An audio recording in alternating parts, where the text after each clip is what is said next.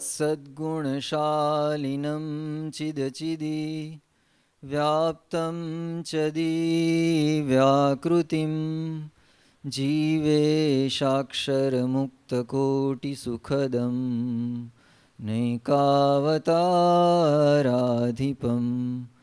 ज्ञेयं श्रीपुरुषोत्तमं मुनिवरेर्वेदादिकीर्त्यं विभुं तं मूलाक्षरयुक्तमेव सहजा नंदं च वंदे सदा। श्री स्वामिनारायण भगवाननी जय। अक्षर पुरुषोत्तम महाराजनी जय। गुणातीतानंद स्वामी महाराजनी जय। भगत जी महाराजनी जय। शास्त्री जी महाराजनी जय। योगी जी महाराजनी जय। प्रमुख स्वामी महाराजनी जय। महंत स्वामी महाराजनी जय। ओम श्रीमते रामानुजाय नमः।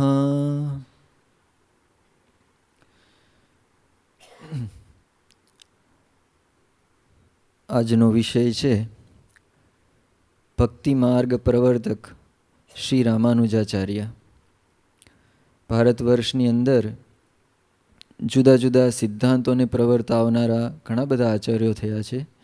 એમાં પણ દાર્શનિક દૃષ્ટિકોણથી જોઈએ તો વેદાંતની અંદર ઘણા આચાર્યો થયા. એમાં શંકરાચાર્ય થયા અને ત્યાર પછી રામાનુજાચાર્ય થયા. તો એમના જીવન વિશે અને એમના સિદ્ધાંત વિશે આપણે સંક્ષિપ્તમાં આજે જ્ઞાન પ્રાપ્ત કરવા જઈ રહ્યા છીએ. આજનો આ જે વિષય છે એની અંદર જે ગ્રંથોના આધારે અત્યારે વાત કરવામાં આવે છે એમાં એક તો શ્રી ભાષ્યનું જે ગુજરાતી ભાષાંતર, રામાનુજાચાર્ય શ્રી ભાષ્ય લખેલું છે એનું જે ગુજરાતી ભાષાંતર થયેલું છે એનું પ્રકાશન અહીંયા સંસ્કૃત સાહિત્ય અકાદમી દ્વારા થયેલું ગાંધીનગરની અંદર. એના ઉપોદ્ઘાત પ્રકરણમાંથી અમુક અંશો લેવામાં આવ્યા છે. બીજું છે રામાનુજાચાર્ય એ નામની એક પુસ્તિકા સંસ્કૃત સાહિત્ય અકાદમી ગાંધીનગર દ્વારા પ્રકાશિત કરવામાં આવેલી. રામાનુજાચાર્યનું જીવન ચરિત્ર સંસ્કૃતમાં લખાયેલું છે. એનું નામ છે પ્રપન્નામૃતમ. આચાર્ય અનંતાચાર્ય વિરચિત આ ગ્રંથ છે. ગુજરાતી વિશ્વકોશ એની અંદરથી પણ અમુક અંશો લેવામાં આવ્યા છે. આ એમના જીવન વિશે જે કાંઈ માહિતી છે એ આ 4 ગ્રંથોના આધારે અહીંયા રજૂ કરવામાં આવશે. અને રામાનુજાચાર્યનો જે સિદ્ધાંત છે એના માટે શ્રી ભાષ્ય અને યતીન્દ્ર મત દીપિકા આ 2 ગ્રંથોનો આધાર લેવામાં આવ્યો છે. રામાનુજાચાર્યને જીવન એમના જીવનને સંક્ષિપ્તમાં આપણે જ્યારે જોવા જઈ રહ્યા છીએ ત્યારે એમના જીવનને સમજવા માટે એમની પૂર્વેનો ઇતિહાસ એ સમજવો આવશ્યક જણાય છે. આ સંપ્રદાયને શ્રી સંપ્રદાય કહેવામાં આવે છે. જે રામાનુજાચાર્ય જે સંપ્રદાય પ્રવર્તાવ્યો એને પહેલેથી શ્રી સંપ્રદાય એવું નામથી એ સંપ્રદાય પ્રસિદ્ધ હતો. શ્રી એટલે કે લક્ષ્મીજી. લક્ષ્મીજીએ વિશ્વક્સેન દ્વારા સંપ્રદાય પ્રવર્તાવ્યો હોવાનું મનાય છે. એટલા માટે એને શ્રી સંપ્રદાય કહેવામાં આવે છે.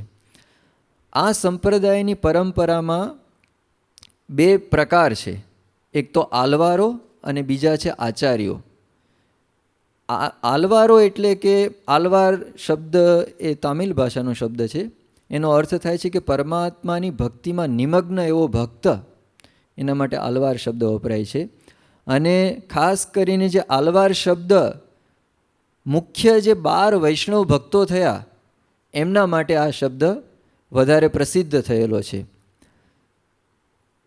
આલવારોનો સમય શું હતો તો અત્યારનું જે એકેડેમિયા છે એમની માન્યતા પ્રમાણે ઈસવીસન 5મી થી 9મી સદીની વચ્ચેનો સમયગાળો માનવામાં આવે છે. પરંતુ જે આ શ્રી સંપ્રદાય છે એની સાંપ્રદાયિક માન્યતા પ્રમાણે એ પરંપરા પ્રમાણે ઈસવીસન પૂર્વે 4200થી ઈસવીસન પૂર્વે 2700 સુધીનો આ આલવારોનો સમય માનવામાં આવે છે. આલવારો પોતે ભગવાનના ભક્ત હતા અને એમણે, જેમ આપણે ગુજરાતની અંદર નરસિંહ મહેતા થયા અથવા તો મીરાબાઈ થયા, એમણે જે કાવ્યો રચ્યા છે, ભક્તિપદો રચ્યા છે, એવી રીતે આલવારોએ પણ ભક્તિપદોની રચનાઓ કરી છે. અને એની સંખ્યા 4000 જેટલી છે. એટલા માટે એને નાલિયર દિવ્ય પ્રબંધમ, એટલે કે 4000 દિવ્ય પ્રબંધ એવું નામથી ઓળખવામાં આવે છે. એને દ્રવિડ વેદ પણ કહેવામાં આવે છે. દ્રવિડ એટલે કે દક્ષિણ ભારતનો જે ભાગ છે એને દ્રવિડ દેશ કહેવામાં આવે છે. પણ ત્યાં જે આ બધા ભક્તો થયા, એમણે જે આ પદો રચ્યા અને એનું જે સંકલન છે એને દિવ્ય પ્રબંધ એવું નામ આપવામાં આવ્યું છે. અને એને જ દ્રવિડ વેદ પણ કહેવામાં આવે છે. કયા કયા આલવારો થયા એનો એક શ્લોક છે અહીંયા, એને આપણે જોઈએ. ભૂતમ સરશ્ચ મહદાવય ભટ્ટનાથ શ્રી ભક્તિ સાર કુલશેખર યોગી વાહન ભક્તાંઘ્રિરેણુ પરકાલયતીન્દ્ર મિશ્રાન શ્રીમદ પરાંકુશ મુનિમ પ્રણતોસ્મિ નિત્યમ. આમાં 10 આલવારોનું નામનો ઉલ્લેખ કરવામાં આવ્યો છે, પણ કુલ 12 આલવારો થયેલા છે. એમાં સરોયોગી, ભૂતયોગી, મહાયોગી, આ 3 આલવારો સમકાલીન માનવામાં આવે છે. અને પ્રથમ 3 એટલા માટે એમના માટે મુનિત્રય એવો શબ્દ પણ વાપરવામાં આવે છે. ચોથા થયા છે ભક્તિસાર. ભગવાને એમની ભક્તિ જોઈને પોતાનું વિશ્વરૂપ દેખાડેલું, ત્યારથી એમનું નામ ભક્તિસાર પડેલું. પાંચમા છે કુલશેખર આલવાર. આળવાર અથવા તો આલવાર બંને રીતે વપરાતો આ શબ્દ હોય છે. છઠ્ઠા છે મુનિવાહન. પછી વિષ્ણુચિત્ત. આ જે બ્રેકેટની અંદર નામ લખેલા છે એ પ્રાદેશિક રીતે તમિલ ભાષાની અંદર પણ એ નામોથી પણ એમને ઓળખવામાં આવતા હોય છે. આઠમા છે આંડાલ. એ પોતે સ્ત્રી ભક્ત હતા અને આ લોકની અંદર ભૂદેવી તરીકે પણ એમને ઓળખવામાં આવે છે. લક્ષ્મીજીનો અવતાર માનવામાં આવે છે અને પોતે મનથી જ ભગવાનની સાથે વરી ચૂક્યા હતા. અને એમનો મહિમા દક્ષિણ ભારતની અંદર ખૂબ જ છે. જેમ આપણે અહીંયા મીરાબાઈનો મહિમા છે એ પ્રકારનો મહિમા દક્ષિણ ભારતની અંદર એક ભક્ત કવિયત્રી તરીકે એમનો મહિમા ત્યાં છે. નવમા છે ભક્તાંગ્રી રેણુ.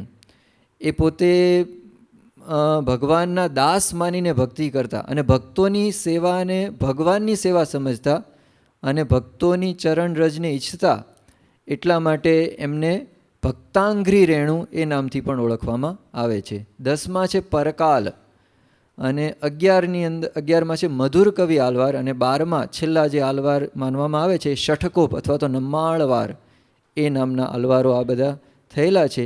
આ બધા જ આલવારોએ સંસ્કૃતમાં રહેલા તત્વજ્ઞાનને, સિદ્ધાંતોને અથવા તો વેદાંતને દ્રવિડ ભાષામાં, એટલે કે ત્યાંની જે સ્થાનિક જે ભાષા છે દક્ષિણ ભારતની, એ ભાષામાં વર્ણવી અને સામાન્ય જનતા સુધી એનું પ્રવર્તન કરીને બહુ જ વૈદિક પરંપરાની ખૂબ મોટી સેવા આ બધા આલવારોએ કરેલી છે. તો આ આલવારોની વાત થઈ. ત્યાર પછી બીજી પરંપરા જે છે આચાર્યોની પરંપરા, એમાં પણ 3 આચાર્યોને મુખ્ય સમજવામાં આવે છે. નાથમુનિ, યામુનાચાર્ય અને રામાનુજાચાર્ય. આ 3 આચાર્યોને આ સંપ્રદાયની અંદર જે સંપ્રદાયની સ્થાપના થઈ એની અંદર મુખ્ય ગણવામાં આવે છે. શ્રી નાથમુનિ જે છે એમનું પૂરેપૂરું નામ તો શ્રી રંગનાથ સ્વામી હતું. એમના પુત્ર ઈશ્વર મુનિ હતા. સંપૂર્ણ ભારતની અંદર એ પોતે ઘણા બધા તીર્થોમાં વિચરણ કરેલું, દ્વારકા, જગન્નાથ, બદ્રીનાથ વગેરેમાં. મથુરામાં જઈને ગોવર્ધન પાસે પણ પોતે રહેલા અને પછી પોતાના દેશમાં આવીને ભગવાનની સેવામાં જોડાયેલા મંદિરની અંદર. તો એક યાત્રાળુ તમિલ ભાષામાં શ્લોકો ગાવા લાગ્યો. એટલે તપાસ કરતાં ખબર પડી કે આ ગ્રંથનું નામ સહસ્ર ગીતિ છે. અને શઠકોપ મુનિ જે છેલ્લા આલવાર થયા એમણે આ બનાવેલો છે એવું એમને ખ્યાલ આવ્યો. અને પછી એમને બહુ ઈચ્છા થઈ કે આ કેવા હશે શઠકોપ મુનિ. ત્યારે શઠકોપ મુનિ એમને દર્શન આપીને સહસ્ર ગીતિ જ નહીં પરંતુ સમસ્ત આલવારોએ તમિલ ભાષામાં રચેલો જે દિવ્ય પ્રબંધ 4000 પદોનો સમૂહ એ પણ એમને આપ્યો. તો એનું પોતે ખૂબ શ્રમ લઈને પુનરુજ્જીવન એમણે પોતે કરેલું છે. અને દક્ષિણ ભારતની અંદર મંદિરોમાં તામિલ સ્તોત્રો એનું ગાન પણ એમણે પોતે શરૂ કરાવેલું. એ પોતે યોગી હતા. જ્યારે એમનો અંતિમ સમય હતો ત્યારે ભગવાનની મૂર્તિમાં લીન થઈ અને સમાધિમાં બેસી અને પોતે પોતાનો દેહનો ત્યાગ કરેલો. સાંપ્રદાયિક માન્યતા પ્રમાણે એમનું આયુષ્ય 400 થી 500 વર્ષનું માનવામાં આવે છે. અને ષઠકોપ મુનિ જે છેલ્લા આલવાર થયા ત્યાર પછી કોઈ એવા ઉપદેશક આ શ્રી સંપ્રદાયની અંદર એવા મોટા ઉપદેશક થયા નહોતા. પણ ત્યાર પછી આ વર્ષો પછી આમણે શ્રીનાથ મુનિએ આ સંપ્રદાયને ફરીથી ચાલતો કરેલો. એમણે તમિલ ધર્મગ્રંથોનો પણ ઉદ્ધાર કરેલો અને સંસ્કૃત ભાષાની અંદર એમણે 2 ગ્રંથો લખેલા છે, ન્યાય તત્વમ અને યોગ રહસ્યમ.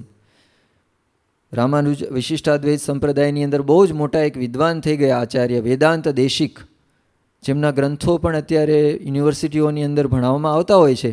તો એમણે પોતાના ન્યાય સિદ્ધાંજન ગ્રંથની અંદર આ યોગ રહસ્યની અંદરથી ઘણા બધા સંદર્ભોનો ઉલ્લેખ કરેલો છે.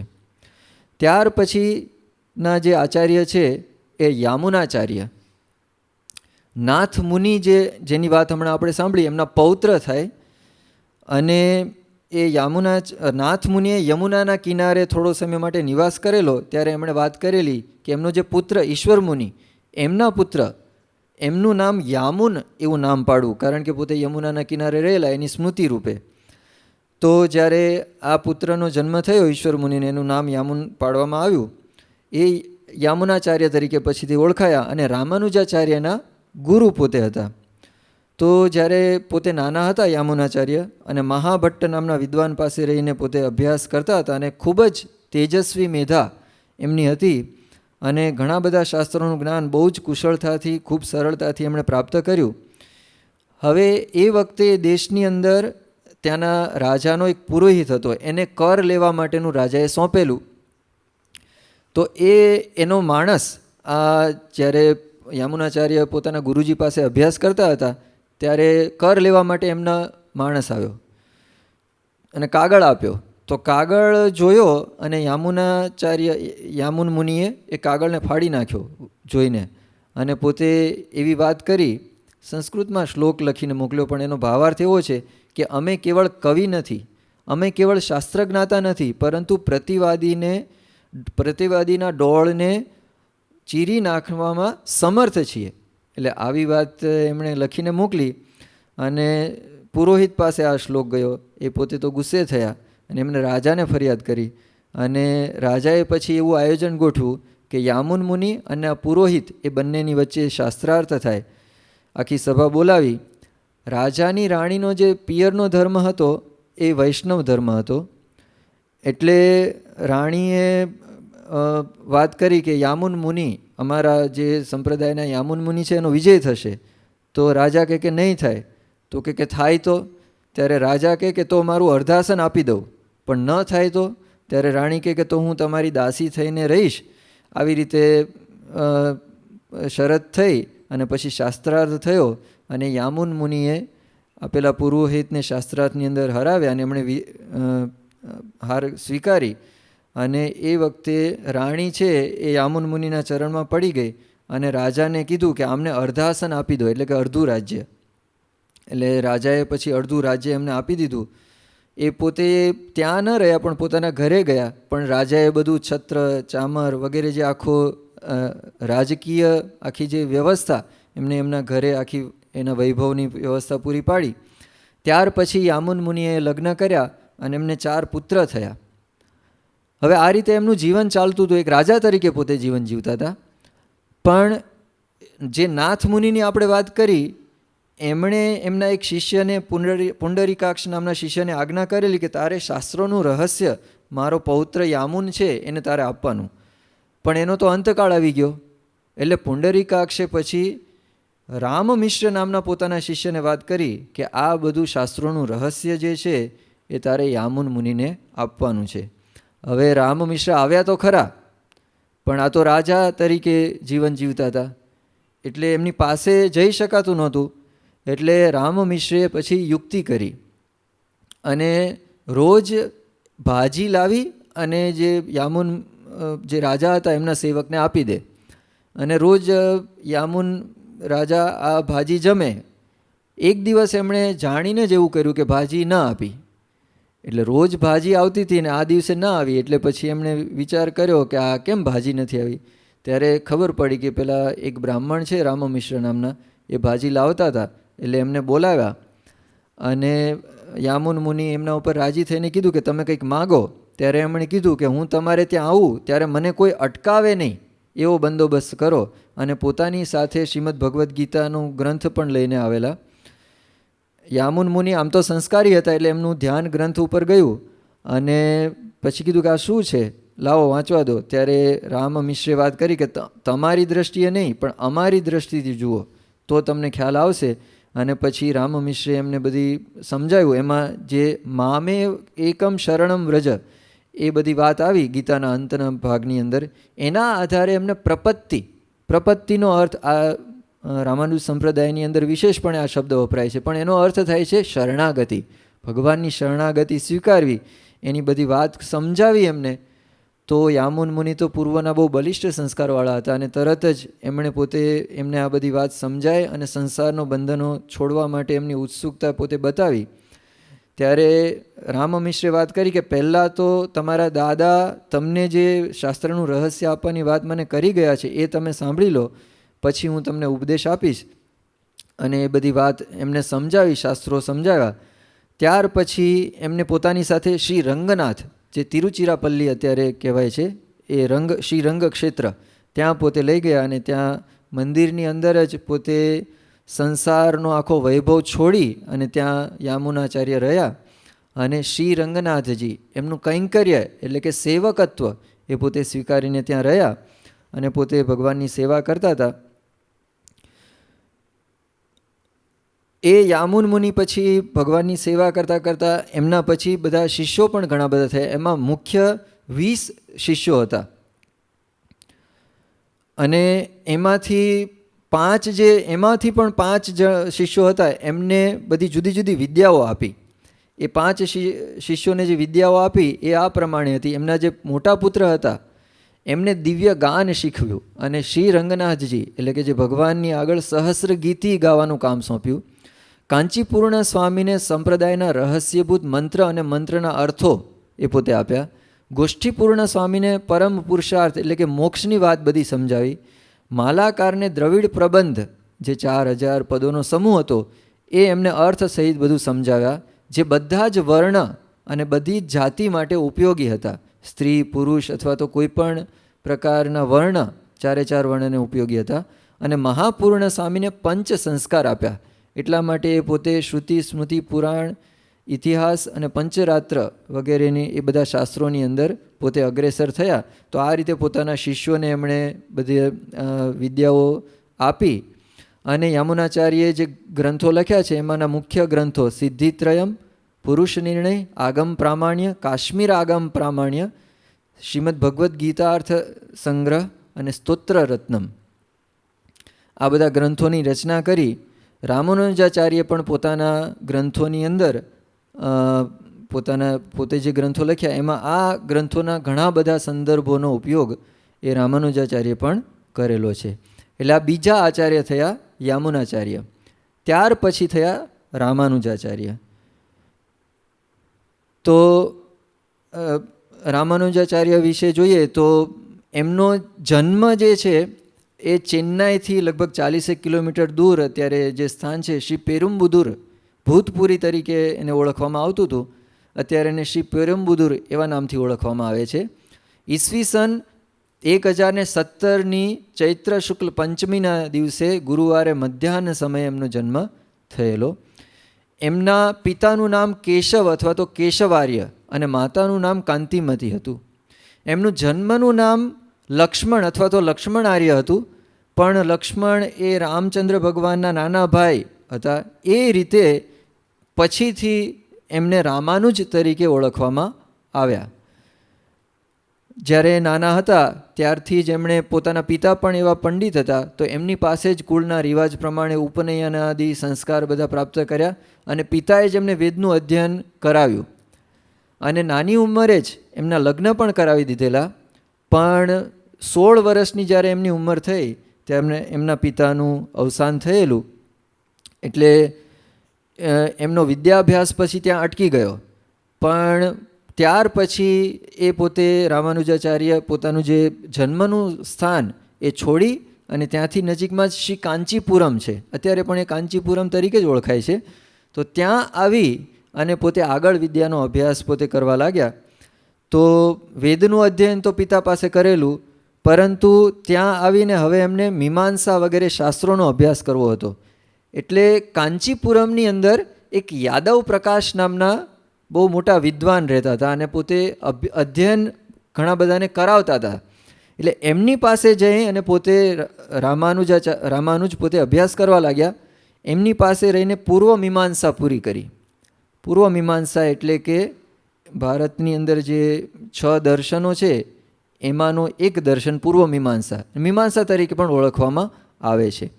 ત્યાર પછી ઉત્તર મીમાંસા હવે શરૂ કરી. ઉત્તર મીમાંસા એટલે કે વેદાંત, બ્રહ્મસૂત્ર, ઉપનિષદો અને શ્રીમદ ભગવદ્ ગીતા, આ બધા ગ્રંથોના સમૂહને વેદાંત તરીકે ઓળખવામાં આવે છે. અને એમાં બધાનું મુખ્ય મૂળ તો ઉપનિષદ છે. એટલે એના મંત્રોના અર્થો હવે એ પોતે યાદવ પ્રકાશજી પાસે સમજવા લાગ્યા. એમાં ઉપનિષદના અર્થોનો વિચાર ચાલતો હતો. એની અંદર ઘણી બધી શ્રુતિઓના અર્થો પોતે સાંભળતા હતા. એમાં તૈત્તિરીય ઉપનિષદનો સત્યમ જ્ઞાનમ અનંતમ બ્રહ્મ, એનો અર્થ યાદવ પ્રકાશ પોતે અદ્વૈત મતના અનુયાયી હતા. એટલે એમણે એમના સંપ્રદાય પ્રમાણે એટલે કે શંકરાચાર્ય રચેલા ભાષ્ય પ્રમાણેના અર્થ કરવા લાગ્યા. પણ રામાનુજને એ અર્થની અંદર પોતે ગુરુને વાત કરી કે આનો અર્થ તો આવી રીતે થાય. ત્યારે ગુરુને થયું કે આને ઘણી બહુ પ્રખર બુદ્ધિશાળી આ વ્યક્તિ છે. ત્યાર પછી બીજી એક શ્રુતિ આવી. શ્રુતિ એટલે કે વેદનો મંત્ર, ઉપનિષદનો મંત્ર. તસ્ય યથા કપ્યાસમ પુંડરીકમ તથા અક્ષિણી, પરમાત્માના સ્વરૂપનું વર્ણન છાંદોગ્ય ઉપનિષદના પહેલા અધ્યાયની અંદર આવે છે. એમાં આ મંત્ર આવે છે. તો એમાં આ પ્રકારનું વર્ણન આવ્યું કે તસ્ય એટલે કે ભગવાનની આંખો કેવી છે, અક્ષિણી એટલે 2 આંખો, યથા કપ્યાસમ પુંડરીકમ.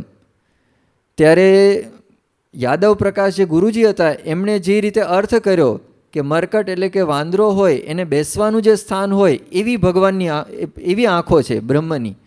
એટલે આ વાત સાંભળી અને રામાનુજાચાર્યને એકદમ આઘાત લાગ્યો અને એની આંખમાંથી આંસુ પડવા લાગ્યા. અને એ આંસુ પેલા ગુરુજીના શરીર ઉપર પડ્યા. એટલે ગુરુજીએ કીધું કેમ રડે છે? તો કે આપે જે આ રીતે અર્થ કર્યો એનાથી મારા હૃદયની અંદર બહુ જ આઘાત, બહુ દુઃખ થયું છે. ત્યારે ગુરુએ વાત કરી કે તો બીજો શું અર્થ થઈ શકે? એટલે રામાનુજાચાર્ય પછી એના 3 અર્થો કરીને બતાવ્યા કે કપ્યાસમમાં 2 શબ્દ છે, કપિ અને આસ. તો કપિ શબ્દનો અર્થ આદિત્ય કર્યો. એના દ્વારા જે આસ એટલે કે વિકસિત થાય છે એવું કમળ, એના જેવી ભગવાનની આંખો છે. આવો એક અર્થ કર્યો. બીજો અર્થ એવો કર્યો કે કપિ એટલે કે કમ પીબતી એટલે કે જળને પીવે છે. કમ શબ્દનો અર્થ જળ થાય છે સંસ્કૃતની અંદર એક અર્થ. એટલે કમળને પીનાર, જે કમળની દાંડી, પાણીને પીનાર કમળની દાંડી, અને એના ઉપર આસ્યથી એટલે કે બેસે છે જેનું સ્થાન છે એવું કમળ, એવા પુંડરીક કમળ જેવી ભગવાનની આંખો છે. આવો બીજો અર્થ કર્યો. અને ત્રીજો અર્થ એટલે કે એટલે કે જળ, અને એ એટલે કે જળ, અને એમાં જળની અંદર જે રહે છે અપ્યાસ્તે એટલે કે જળમાં જે રહે છે એવું પુંડરીક કમળ. ત્રણેય શબ્દનો અર્થ જુદી જુદી રીતે કર્યો, પણ તાત્પર્ય એક જ આવે છે કે પુંડરીક નામના કમળ જેવી ભગવાનની આંખો છે. આવો અર્થ એમણે 3 પ્રકારે કર્યો અને ગુરુ તો એકદમ છક થઈ ગયા. અને એ વખતે પોતે એકદમ એમને એવું લાગ્યું કે આ તો બહુ જ બુદ્ધિશાળી શિષ્ય છે. પણ બીજી બાજુ એમને એવું પણ લાગ્યું કે આ મારા જે વિચારો છે એનાથી જુદા અર્થો કેમ કરે છે. એટલે ત્યારથી જ એમને એમના આ શિષ્ય જે હતા એમના પ્રત્યે દ્વેષ થયો અને દ્વેષ થોડો વધવા લાગ્યો. કારણ કે ઘણી બધી વખત આવી રીતે પોતે રામાનુજ એમની પાસે અધ્યયન કરતા ત્યારે ઘણા બધા નવા નવા અર્થો પોતે કરતા ઉપનિષદના શબ્દોના. એટલે પછી એમણે ગુરુ જે યાદવ પ્રકાશ હતા અને શિષ્યોએ બધાએ થોડોક વિચાર કર્યો કે આપણે કંઈક કરીએ, અને વિચાર એવો કર્યો કે આપણે ગંગાજીના સ્નાન કરવા જઈએ ને આને ડૂબાડી દઈએ. એટલે એવો વિચાર કરી અને ગંગાજીમાં સ્નાન કરવાના નિમિત્તે યાત્રા કરવા માટે નીકળ્યા. રામાનુજને આની કંઈ ખબર નહોતી કે આ બધા ગુરુજી અને શિષ્યોનો શું આની પાછળ હેતુ છે. પણ જે રામાનુજ બધા જતા હતા ગંગાજીના સ્નાન માટે, એમાં વચ્ચે આ એમના રામાનુજના દૂરના એક ભાઈ હતા ગોવિંદ, એમને ખ્યાલ હતો કે આ શેના માટે લઈ જાય છે. એટલે ગોવિંદે રામાનુજને એકાંતની અંદર વાત કરી દીધી કે આ જે યાત્રા માટે નીકળ્યા છે એનું પ્રયોજન આવા પ્રકારનું છે કે તમને પાણીની અંદર ડૂબાડી દેવા છે. એટલે રામાનુજને આમ આઘાત લાગ્યો થોડો કે આના માટે થઈને યાત્રા કરવા માટે નીકળ્યા છે. પણ એટલામાં એવું બન્યું કે વરસાદ ને તોફાન ને વાવાઝોડું ને એવું બધું આવ્યું, એટલે રામાનુજ એમના આ બધા ગુરુ અને સંઘથી જુદા પડી ગયા. અને જુદા પડી ગયા એટલે ગુરુએ એવું વિચાર્યું કે જંગલની અંદર કોઈક હિંસક પ્રાણીઓએ એમનો નાશ કરી દીધો હશે. પણ આ બાજુ તો રામાનુજ પોતે ભગવાનના ભક્ત હતા, એટલે એમની મદદની અંદર ભગવાન પોતે આવ્યા અને જુદું સ્વરૂપ લઈને આવ્યા. વ્યાધ અને વ્યાધના પત્નીનું સ્વરૂપ ધારણ કરી અને નારાયણ અને લક્ષ્મીજી એમની પાસે આવ્યા અને એમને કાંચી નગરીનો રસ્તો બતાવ્યો અને થોડીક વારમાં જ એમને ત્યાં કાંચીનગરની બહાર સુધી પહોંચાડી દીધા. અને પછી ગામની બહાર પેલા જે વ્યાધ હતા, નારાયણ પોતે વ્યાધ સ્વરૂપે હતા, એમની પાસે વ્યાધ પત્ની એટલે કે લક્ષ્મીજી સ્વરૂપ હતા, એમણે પાણી માગ્યું. એટલે એ સાંભળીને તરત રામાનુજના જીવનમાં આપણને જોવા મળે છે કે બહુ જ સેવક ભાવ, દાસ ભાવ એમના જીવનની અંદર પહેલેથી હતો. એટલે આ સાંભળીને તરત પોતે પાણી લેવા માટે દોડ્યા અને કૂવામાંથી પાણી લઈને આવ્યા. 3 અંજલી પાણી પાયું તો પણ બધું પી ગયા. અને 4થી અંજલી ભરીને બહાર લાવ્યા, ત્યાં તો વ્યાધ પણ ન મળે અને વ્યાધ પત્ની પણ ન મળે. અને એ સ્વરૂપે ભગવાન નારાયણ અને લક્ષ્મીજી એમને આવી રીતે રક્ષા કરી અને છેક કાંચી સુધી પહોંચાડી અને અદૃશ્ય થઈ ગયેલા. ઘરે આવ્યા ત્યારે પછી એમના માતાને વાત કરી કે આવો પ્રસંગ આખો બન્યો, જંગલની અંદર આવું થયું ને ગુરુજીનો આવો આશય હતો અને પછી મારી આવી રીતે રક્ષા થઈ. આ વાત સાંભળીને એમના માતાને પણ ખૂબ જ દુઃખ થયું. પછી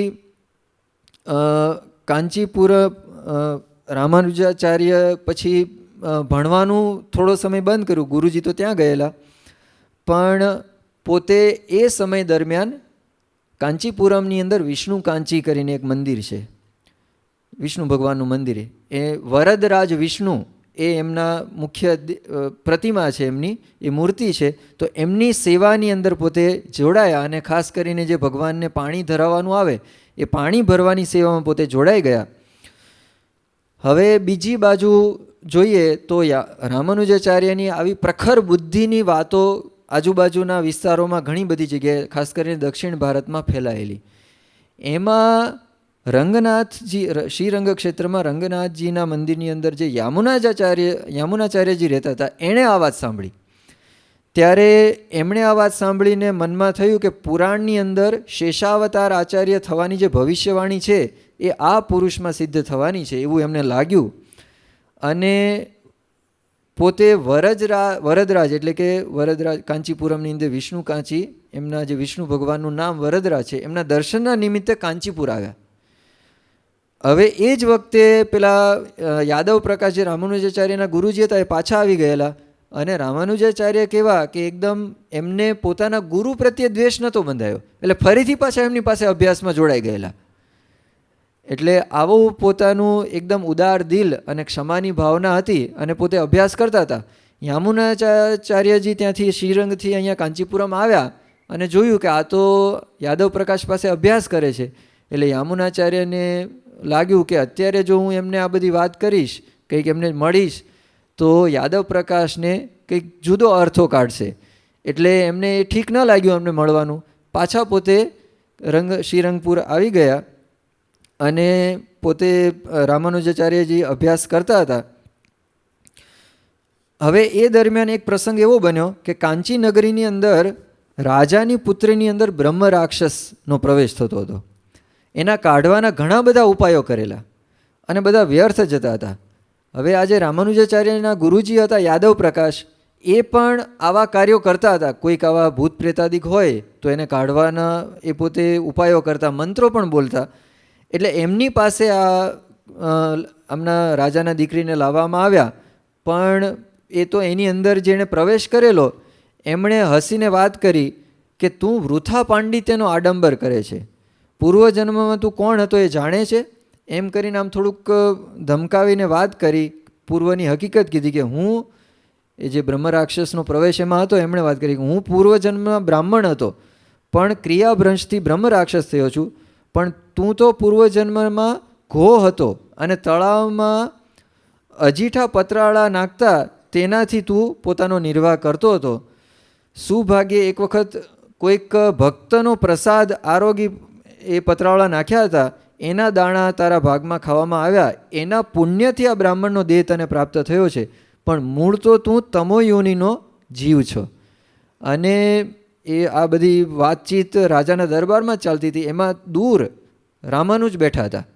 એટલે આ જે રાજાની પુત્રીમાં જેણે પ્રવેશ કરેલો એણે રામાનુજ તરફ દ્રષ્ટિ કરી અને વાત કરી કે રાજાની પુત્રીને પીડાથી મુક્ત કરવી હોય તો પેલા શેષાવતાર જે ભાગવત જન છે એનું પાદોદક એટલે કે એનું ચરણામૃત એ આને પાવો, એનાથી મારો ઉદ્ધાર થશે અને એ તો પેલી રાજપુત્રી પીડાથી છૂટશે. એટલે રાજાએ એ પ્રમાણે કર્યું અને ખરેખર કન્યા સ્વસ્થ થઈ ગઈ.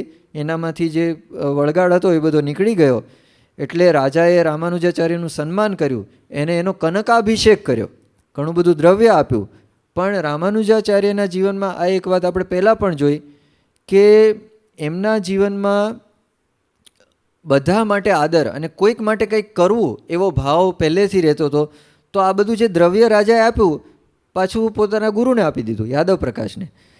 એટલે આવી ઉદાર ભાવના એમના જીવનમાં આપણને જોવા મળે છે.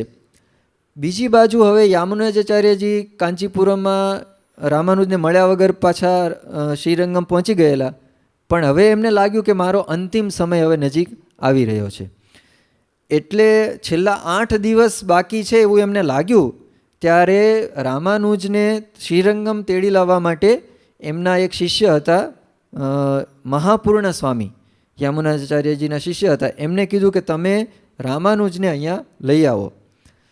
હવે મહાપૂર્ણ સ્વામી ત્યાં આવ્યા તો ખરા કાંચીની અંદર, અને ત્યાં આવ્યા અને જે ભગવાનનું મંદિર વિષ્ણુ કાંચી એની અંદર ભગવાનની આગળ પોતે સ્તોત્ર બોલતા હતા. સ્વાભાવિકા અનવધિકાતિશયે શિતૃત્વમ નારાયણ ત્વય ન મૃષ્યતિ વૈદિક કહ. આવો ભગવાનના મહિમાનો બહુ શ્લોક પોતે બોલતા હતા. અને રામાનુજ એ વખતે ત્યાં હતા યોગાનુયોગ, અને એમણે આ પંક્તિ સાંભળી અને બહુ જ રાજી થયા અને પોતે મહાપૂર્ણ સ્વામી પાસે આવ્યા અને પૂછ્યું કે આ કોનો રચેલો શ્લોક છે. ત્યારે મહાપૂર્ણ સ્વામીએ વાત યામુનાચાર્યનું નામ આપ્યું. ત્યારે રામાનુજને પણ અંતરમાં બહુ જ ઈચ્છા થઈ કે મારે યામુનાચાર્યને મળવું છે, અને એના માટે જ મહાપૂર્ણ સ્વામીને યામુનાચાર્ય મોકલેલા હતા. એટલે બંને પછી ત્યાં શ્રીરંગમ આવવા માટે નીકળ્યા. હવે આવવા માટે નીકળ્યા, જેવા શ્રીરંગમ પહોંચ્યા, કાવેરી નદીના કિનારે પહોંચ્યા, ત્યાં તો સામેથી એક આમ પાલખીની અંદર કંઈક કોઈકને લાવતા હોય એવું દેખાયું. એટલે પૂછ્યું કે આ શું છે? તો બધાએ કીધું કે તમને ખબર નથી, યામુનાચાર્ય દેહત્યાગ કરી દીધો છે. એટલે આ જોયું ને રામાનુજને અતિશય આઘાત લાગ્યો. એમને અતિશય ઈચ્છા હતી કે મારે યામુનાચાર્યને મળવું છે, અને યામુનાચાર્યને પણ ઈચ્છા હતી. એટલે બહુ જ એમને અંતરમાં દુઃખ થયું. પણ એ દરમિયાન એમણે જોયું કે યામુનાચાર્યનો જે દેહ છે એની અંદર 3 આંગળીઓ છે વળી ગયેલી છે. એ જોયું એટલે એમણે બીજા માણસોને પણ પૂછ્યું કે આ 3 આંગળીઓ વળેલી છે એ પહેલાં વળેલી હતી કે હમણાં વળી છે? તો બધાએ કીધું પહેલાં તો નહોતી વળેલી, પણ અત્યારે જ આ વળી ગઈ છે.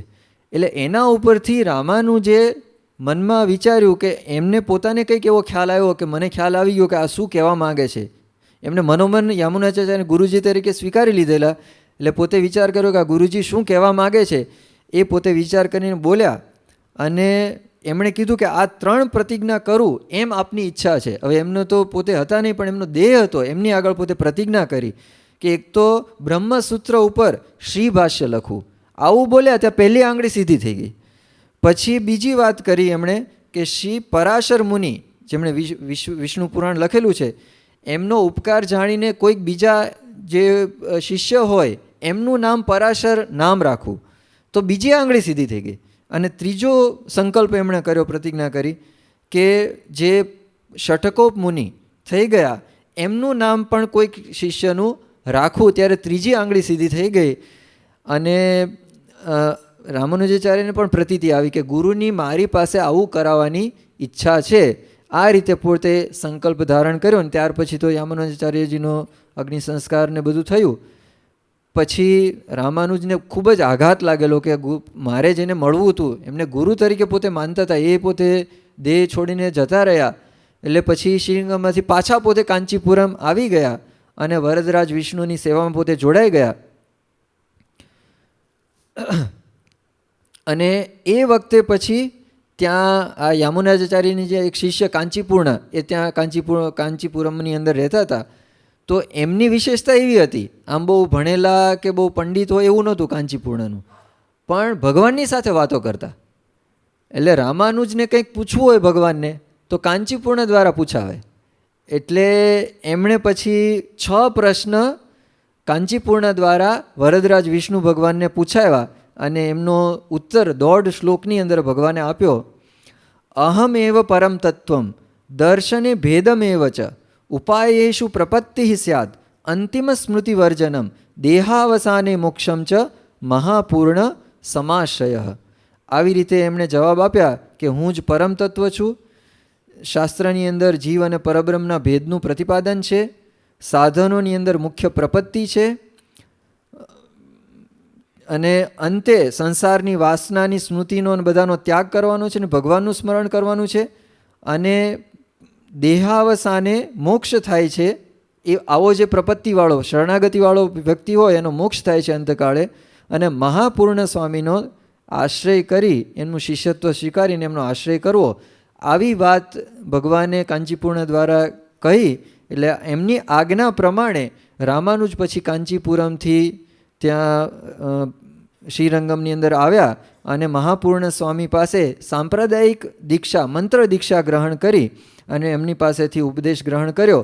અને બીજા પણ જે મુખ્ય શિષ્યો હતા, 5 શિષ્યોને જે યામુનાચાર્યજીએ બધી વિદ્યાઓ આપેલી, એ બધા 5 પાસે જઈ અને વિદ્યાઓ ગ્રહણ કરી. એટલે યામુનાચાર્યજીની જે 5 વિદ્યાઓ હતી એ બધી જ પાછી રામાનુજાચાર્યની અંદર બધી એકત્રિત થઈ. પછી પોતે પાછા ત્યાંથી દીક્ષા લઈ અને પાછા કાંચીપુરમની અંદર આવ્યા.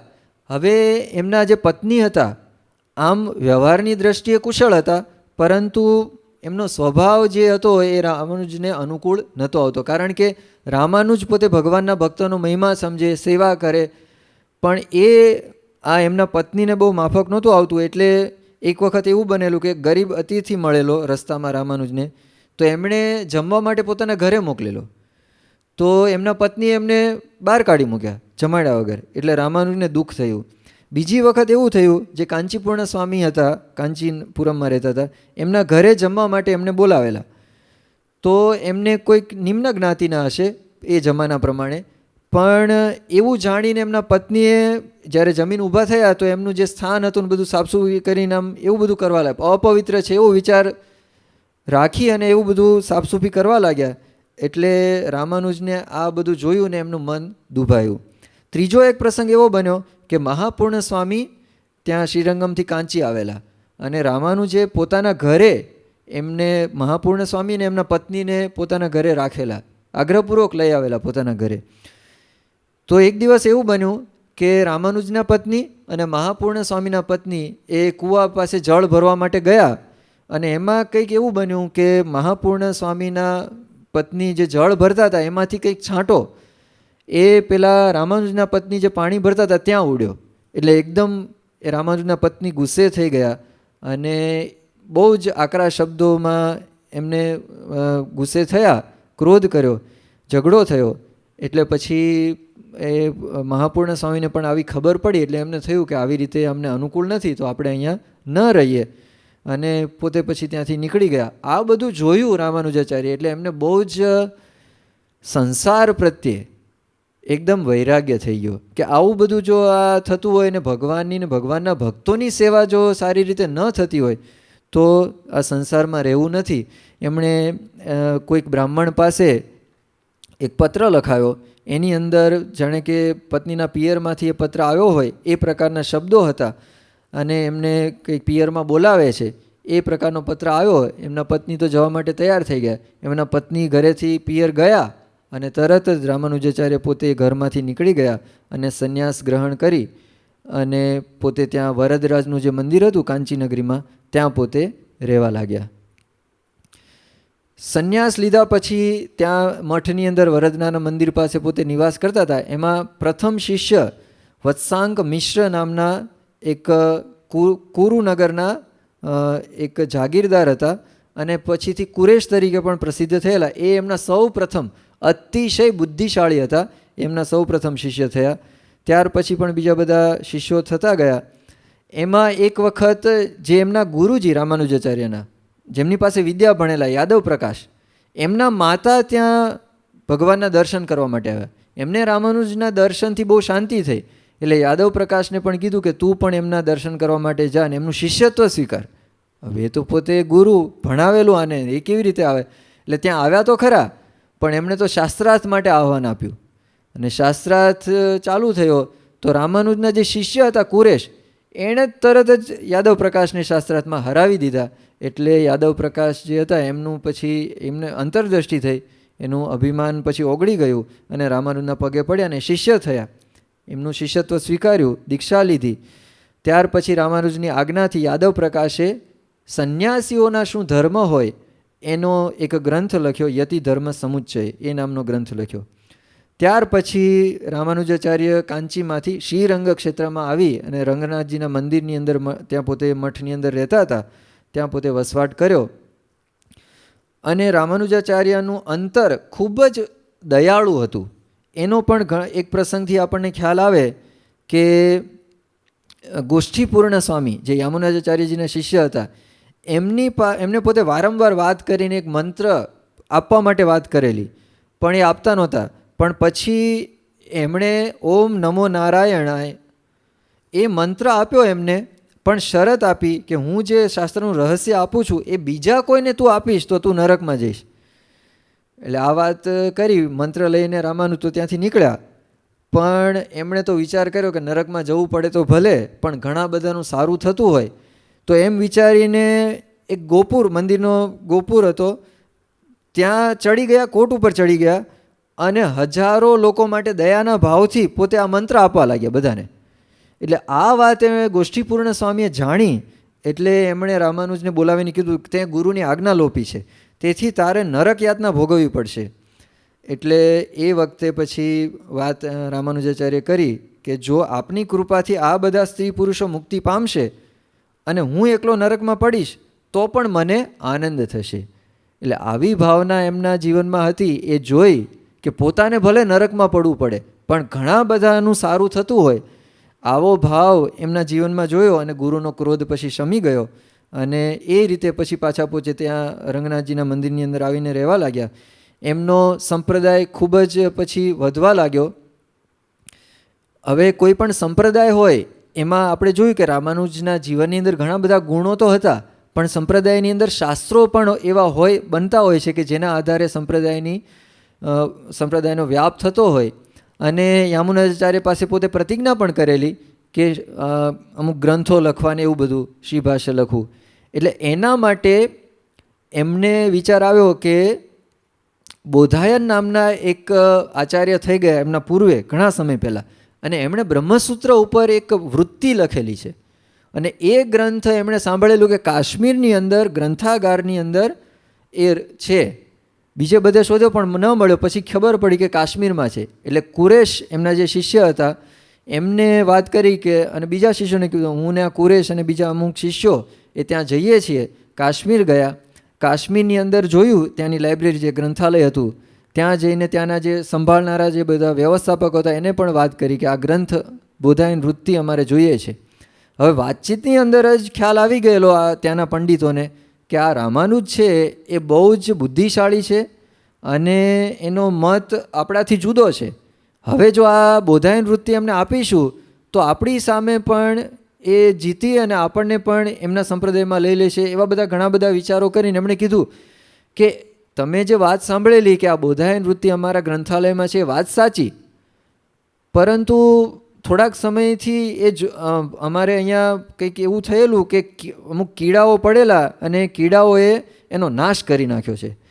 આ સાંભળીને રામાનુજાચાર્યને બહુ દુઃખ થયું અને પોતે વિચાર એમને થયું કે આપણો બધો પરિશ્રમ વ્યર્થ જશે અને વિચારમાં પોતે સૂઈ ગયા.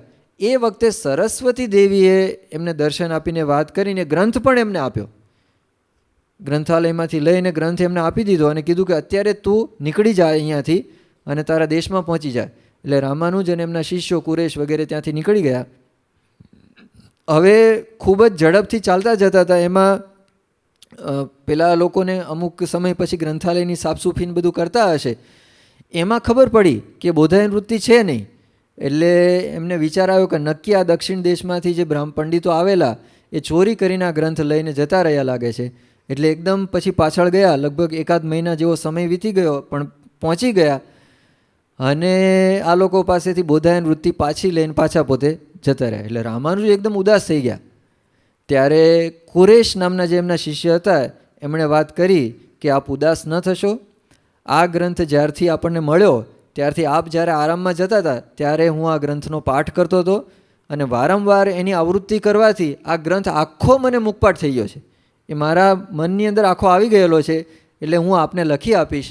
તો રામાનુજ એકદમ રાજી થઈ ગયા અને પછી એ ગ્રંથ કુરેશે એમને લખી આપ્યો અને પછી પાછા દક્ષિણ દેશની શ્રીરંગમાં આવ્યા અને બધા ભક્તોને પણ વાત કરી કે આવી રીતે આ ગ્રંથ આપણને પ્રાપ્ત થઈ ગયો.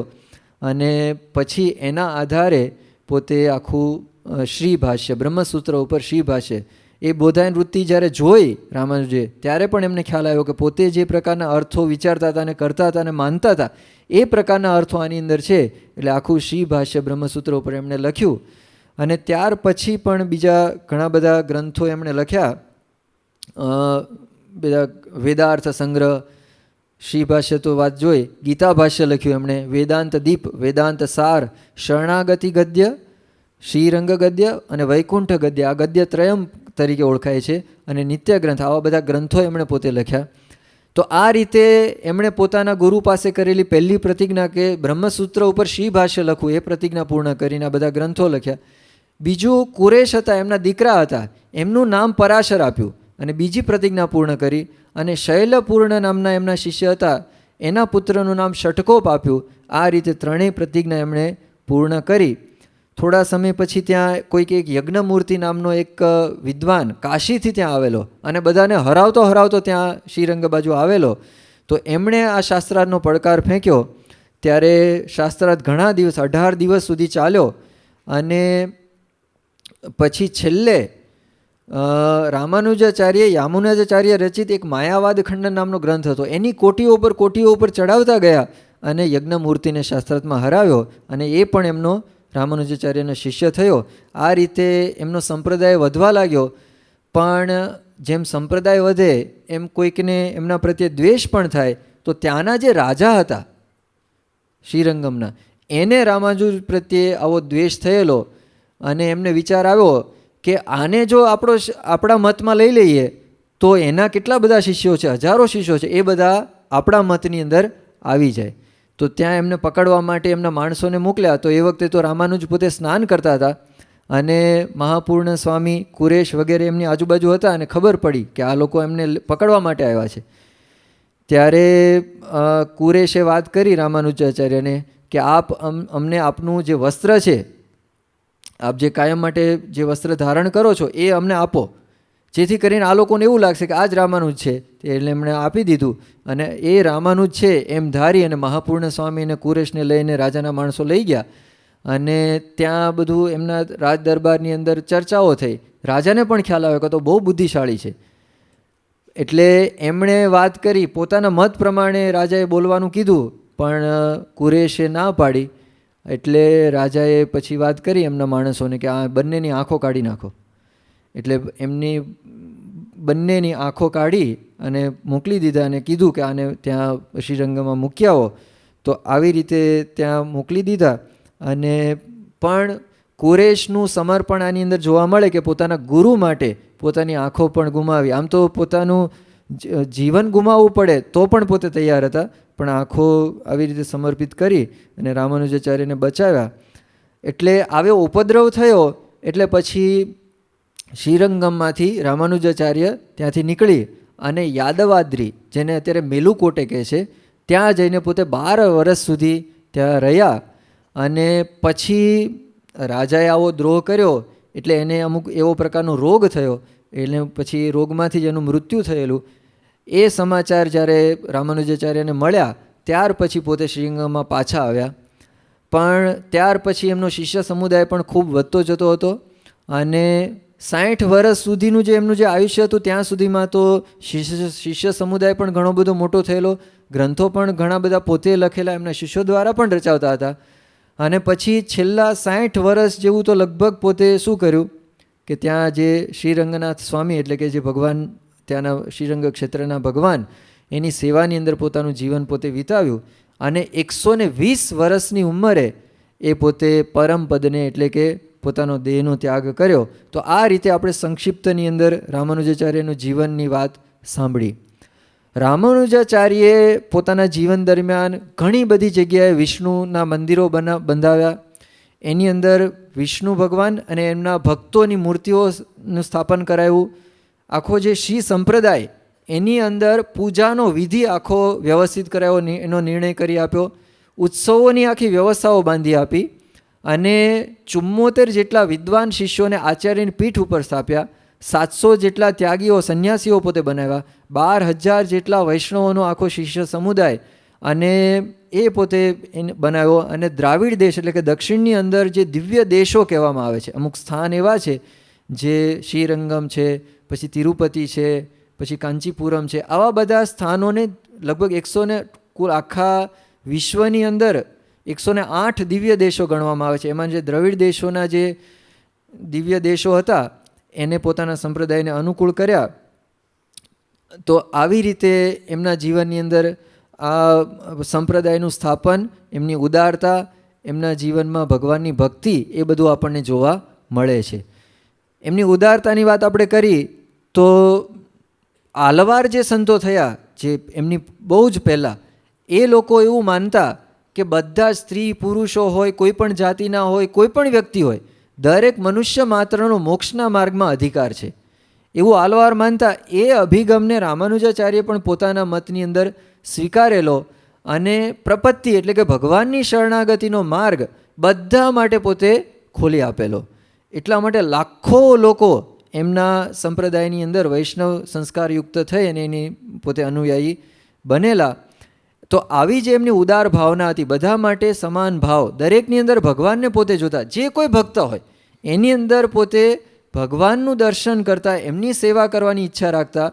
તો આવો એમનો જે સમાન ભાવ હતો એના માટે જ જ્યારે રામાનુજાચાર્યના જન્મને 1000 વર્ષ 1017માં એમનો જન્મ થયો અને 2017ની સાલમાં એની આજુબાજુના વર્ષોમાં ત્યાં દક્ષિણ ભારતની અંદર એક રામાનુજ સંપ્રદાયના સંત છે ચિન્નાજીયર સ્વામી, એમને સંકલ્પ કર્યો. હૈદરાબાદની બાજુમાં એક સ્થાન છે મુચિંતલ, તો ત્યાં આવી એક બહુ જ મોટી મૂર્તિ, એનું નામ આપ્યું સ્ટેચ્યુ ઓફ ઇક્વાલિટી એટલે કે સમાનતાની મૂર્તિ. રામાનુજાચાર્યને અંજલિ આપવા 1000 વર્ષ એના થયા ત્યારે આ રીતે પોતે મૂર્તિનું સ્થાપન કર્યું. ને હમણાં થોડા સમય પહેલાં જ એ આખું મૂર્તિનું ઉદ્ઘાટન ને એ બધું થયેલું છે. તો આ રીતે એમના જીવનની અંદર ભક્તિ પણ જોવા મળે છે અને ઉદારતા પણ આપણને જોવા મળે છે. ભક્તિ માર્ગની અંદર એમનું જીવન જોઈએ તો જ્યારે પોતે પોતાના જન્મસ્થાનમાં હતા ત્યારે ત્યાં આદિકેશવનું મંદિર હતું, એની ભક્તિ પોતે કરતા. ત્યાર પછી કાંચીપુરમમાં ગયા તો ત્યાં વરદરાજની ભક્તિ પોતે કરતા. ત્યાર પછી શ્રીરંગમ આવ્યા તો ત્યાં પણ ભગવાનની સેવા કરતા. મેલુકોટે ગયા તો ત્યાં પણ ભગવાનની ભક્તિની અંદર રત રહ્યા. આવી રીતે સંપૂર્ણ જીવન પોતે ભગવાનની ભક્તિ જ અનન્ય શરણાગતિપૂર્વક પોતે ભક્તિ કરેલી છે. ને આ રામાયણનો એક શ્લોક એ પોતે બહુ બોલતા હતા. ભગવાને પોતાના ભક્તો માટે જે બિરુદ આપ્યું છે, સકૃદેવ પ્રપન્નાય તવાસ્મીતિ ચ યાચતે અભયમ સર્વભૂતેભ્યો દદામ્યેતમ વ્રતમ મમ. એક જ વખત કોઈક મને એવું કહે કે હું તમારો છું, ભગવાનને એવું કહે કે હું આપનો છું, અને મારો આશરો શરણાગતિ ગ્રહણ કરે તો હું એને અભય આપું છું, અભય પદ આપું છું. આ મારું વ્રત છે. એવું જે ભગવાનનું વરદાન આ શ્લોક પોતે વારંવાર બોલતા. અને કૈંકર્ય એટલે કે કિમ કરવાણી, હું આપના માટે શું કરું, ભગવાન માટે શું કરું, ભગવાનના ભક્ત માટે શું કરું, આવો બધા વિચારથી પોતે હંમેશા બીજા માટે કંઈક કરવાનું તત્પરતા પોતાના જીવનમાં રાખતા. બીજી વાત એ પણ જોવા મળે છે કે રામાનુજના સમય પૂર્વે ઘણા બધા એવા સંપ્રદાયો પ્રચલિત થયેલા કે જેમાં ભક્તિની ખૂબ જ ગૌણતા થયેલી, અને અદ્વૈતનું પણ એ વખતે પ્રચાર ઘણો બધો થયેલો. સાથે સાથે જૈન ધર્મ, બૌદ્ધ ધર્મ, જેમાં એટલો બધો ભક્તિનો મહિમા નથી. આમ તો શંકરાચાર્ય પોતે ભજ ગોવિંદમ આવા સ્તોત્ર લખીને ભક્તિની પ્રતિપાદન કરેલું છે, પણ ત્યાર પછીના સમયમાં ભક્તિની ઘણી બધી ગૌણતા થવા લાગેલી. બીજું, જે આખો જ્ઞાન માર્ગનું પ્રવર્તન બધા સંપ્રદાયો દ્વારા થતું હતું, પણ સામાન્ય વ્યક્તિ એ આખું જ્ઞાન સમજી અને સાચી રીતે પોતાના જીવનમાં ઉતારવા જાય એવું બધા માટે સરળ નહોતું. પણ ભગવાનની ભક્તિ અને ભગવાનની શરણાગતિ એ તો બધા જ કરી શકે. તો એ રીતે પોતે આ બે વસ્તુનું પ્રતિપાદન ખૂબ જ કર્યું. અને જે આચાર્ય તો પછી ભક્તિના પ્રવર્તનના આચાર્યો ઘણા બધા થયા છે. મધ્વાચાર્યજી થયા છે, નિંબાર્કાચાર્યજી થયા છે, વલ્લભાચાર્યજી થયા, ચૈતન્ય મહાપ્રભુ, બધા. પણ એ બધા આ રામાનુજાચાર્ય પછી થયા. પણ આ જે ભક્તિની ગૌણતા જે થવા લાગેલી, ત્યાર પછી સૌથી પહેલાં ભક્તિનું પ્રવર્તન, એનું સ્થાપન કરવાનું જો સૌપ્રથમ શ્રેય જતું હોય તો એ રામાનુજાચાર્યજીને જાય છે. તો આવી રીતે એમણે પોતાના જીવનની અંદર ખૂબ જ ભક્તિનો મહિમા અને એનું પ્રતિપાદન અને એને શાસ્ત્રીય આખું સ્વરૂપ આપ્યું. શાસ્ત્રીય ગ્રંથો દ્વારા, શ્રી ભાષ્ય છે કે ગીતા ભાષ્ય છે અને બીજા બધા ગ્રંથો દ્વારા એમણે ભક્તિનું પ્રતિપાદન ખૂબ જ કરેલું. તો આ રીતે આપણે રામાનુજાચાર્યના જીવનને સંક્ષેપની અંદર જોયું અને એમના જીવનમાં કેવા પ્રકારની ભક્તિ હતી એની વાત જોઈ. ત્યાર પછી હવે જોઈએ રામાનુજનો જે સિદ્ધાંત છે એને ખૂબ જ સંક્ષેપની અંદર જોઈએ તો એમણે જે સિદ્ધાંત પ્રવર્તાવ્યો છે એ શ્રી ભાષ્ય અને યતીન્દ્ર મત દીપિકા આ ગ્રંથોના આધારે જો જોવા જઈએ તો વિશિષ્ટાદ્વૈત એવું નામ છે. વિશિષ્ટ અને અદ્વૈત આ બે શબ્દ છે. એટલે શંકરાચાર્યજીએ જે પ્રવર્તાવેલો અદ્વૈત, એ શબ્દની આગળ એમણે શું લગાડ્યું છે? વિશિષ્ટ શબ્દ લગાડ્યો. વિશિષ્ટ શબ્દ સંસ્કૃત છે, એનો અર્થ થાય છે યુક્ત. એટલે કે યુક્ત અદ્વૈત. અદ્વૈતનો અર્થ થાય છે એક જ બ્રહ્મ. પણ એ એક જ બ્રહ્મ કેવું છે? યુક્ત છે. કોનાથી યુક્ત છે?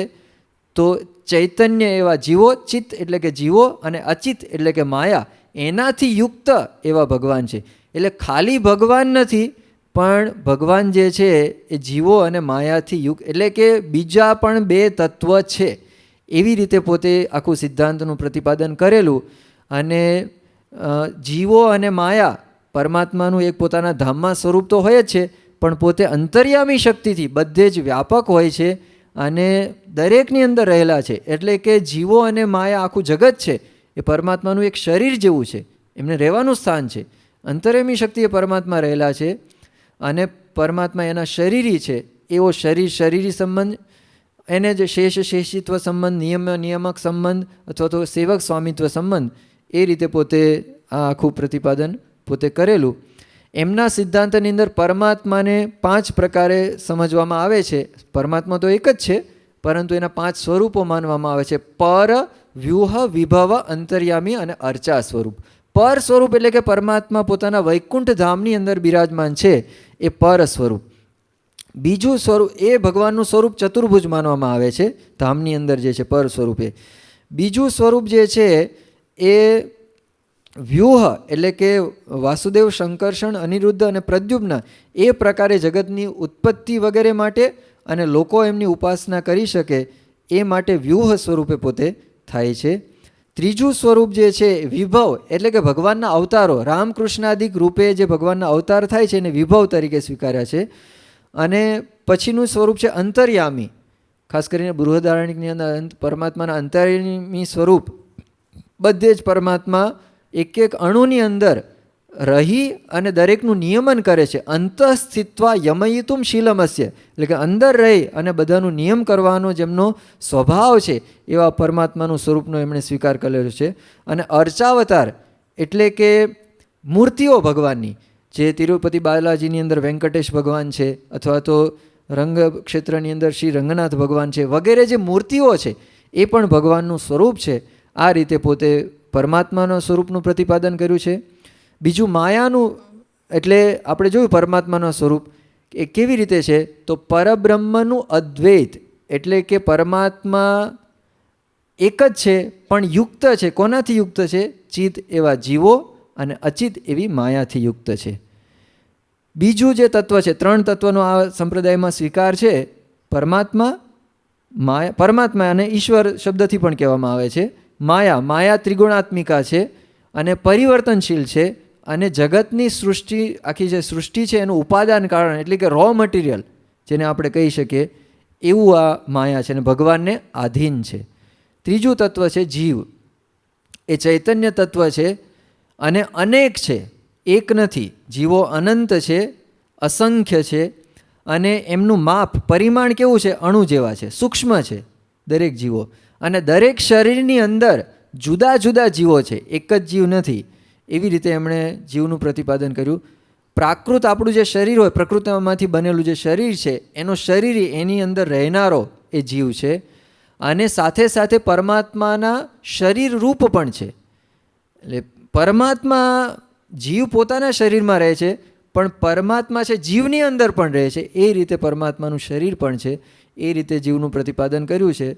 અને 3 પ્રકારના જીવો છે. બદ્ધ, એટલે કે માયાથી બંધાયેલા. મુક્ત, એટલે કે માયાથી બંધાયેલા હતા પણ હવે મુક્ત થઈ ગયા છે, એને મુક્ત કહેવાય. અને ત્રીજા છે નિત્ય, એટલે અમુકને એમણે નિત્ય મુક્ત સ્વીકાર્યા છે, કે જેને ક્યારેય માયાનું બંધન હતું જ નહીં, એવા અમુક જીવોને એમણે સ્વીકાર્યા છે. તો આ રીતે જીવની વાત થઈ. આ રીતે ટૂંકમાં આપણે એમનું તત્વજ્ઞાન જોયું.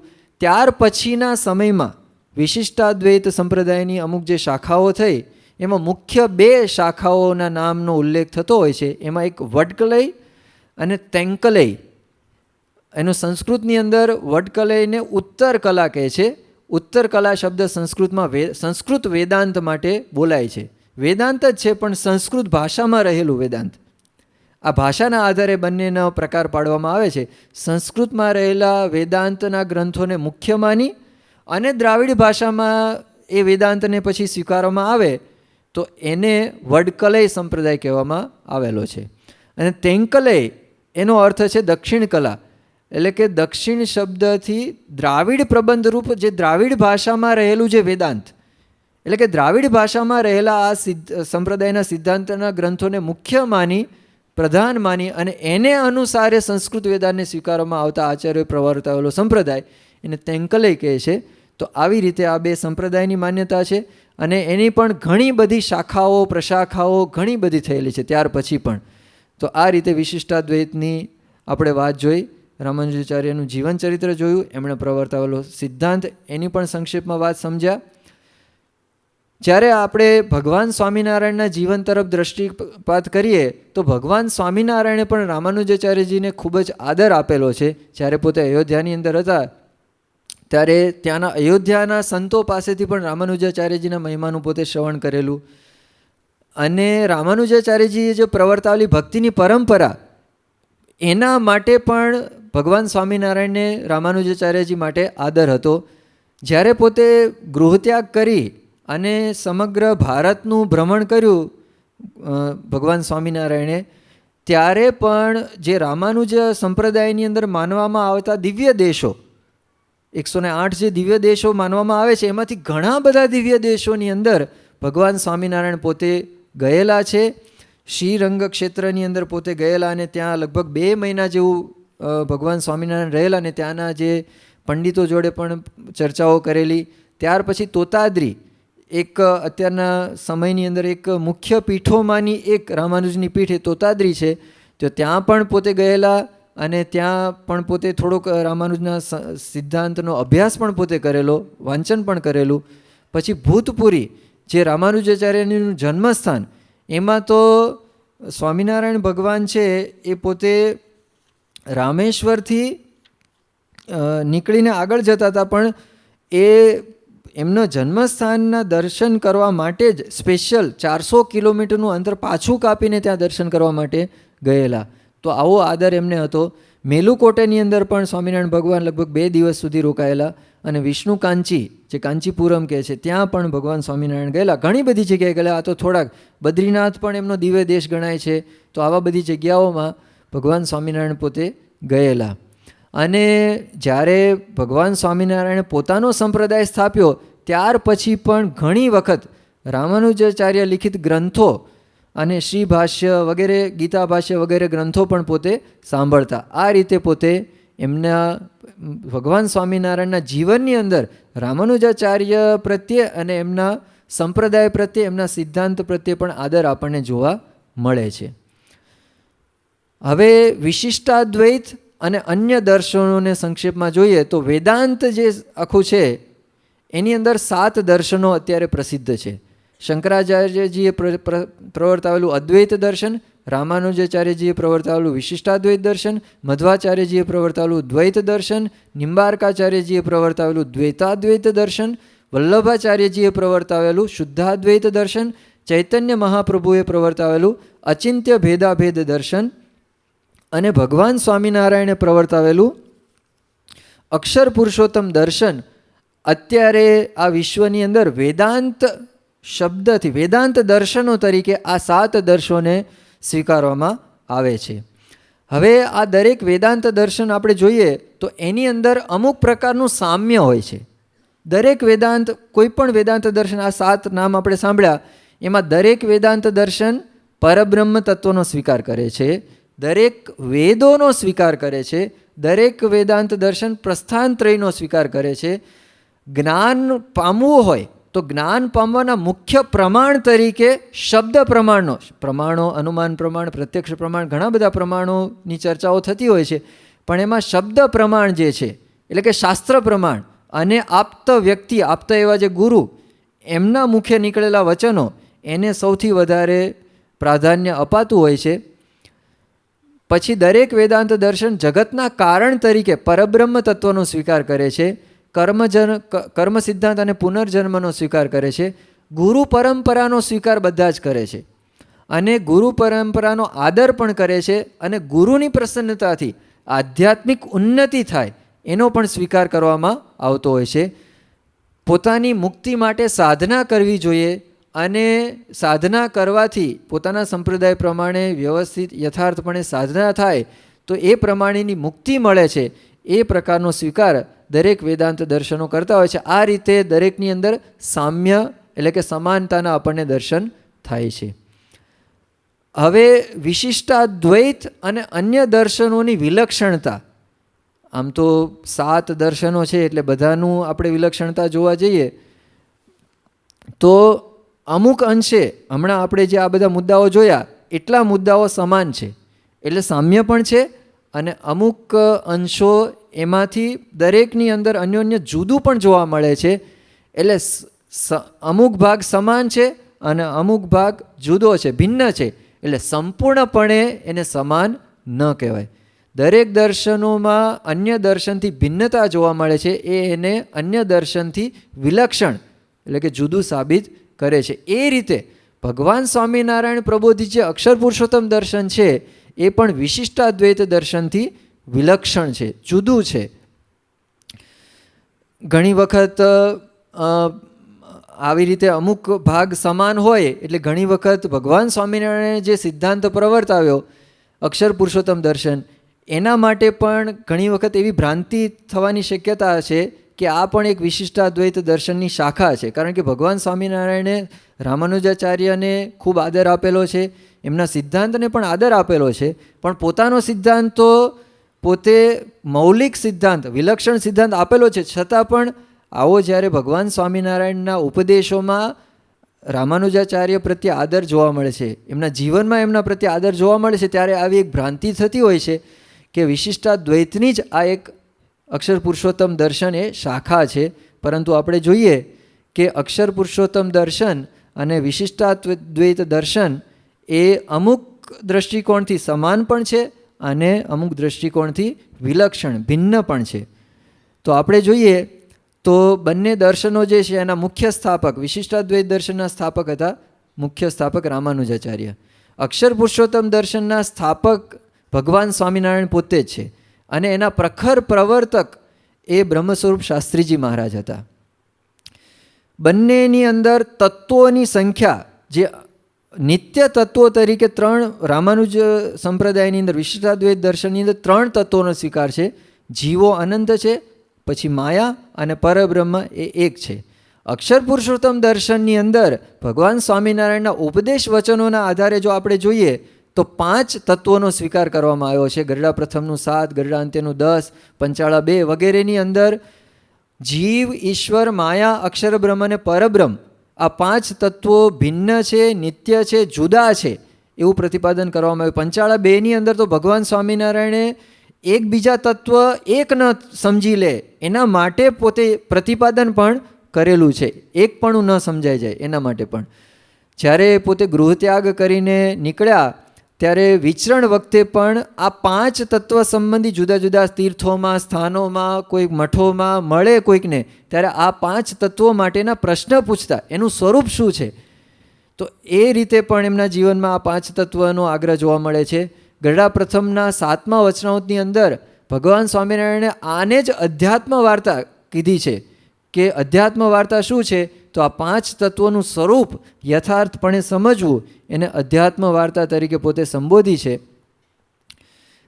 હવે પરબ્રહ્મ જે તત્વ છે એને કેવી રીતે સ્વીકારવામાં આવે છે, તો બંને દર્શનોની અંદર સરખું શું છે, પરમાત્માને જગતના કર્તા માનવામાં આવે છે, બધાના કર્મના ફળના પ્રદાતા તરીકે માનવામાં આવે છે, મોક્ષના દાતા પરમાત્મા છે, પરમાત્મા છે દિવ્ય ગુણોથી યુક્ત છે એટલા માટે એમને સગુણ કહેવામાં આવે છે, અને માયિક ગુણોથી રહિત હોવાથી એમને નિર્ગુણ કહેવામાં આવે છે. આ બંને દર્શનોની અંદર સરખી રીતે આવો સ્વીકાર કરવામાં આવે છે.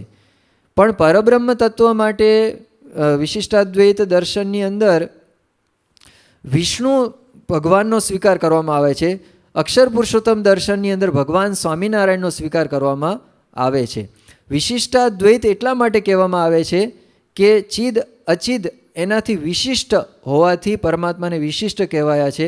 અક્ષર પુરુષોત્તમ દર્શનની અંદર અક્ષરરૂપ થઈ અને પુરુષોત્તમની ભક્તિ કરવાનું પ્રતિપાદન વારંવાર ભગવાન સ્વામિનારાયણે કર્યું છે એટલા માટે એને અક્ષર પુરુષોત્તમ દર્શન કહેવામાં આવે છે.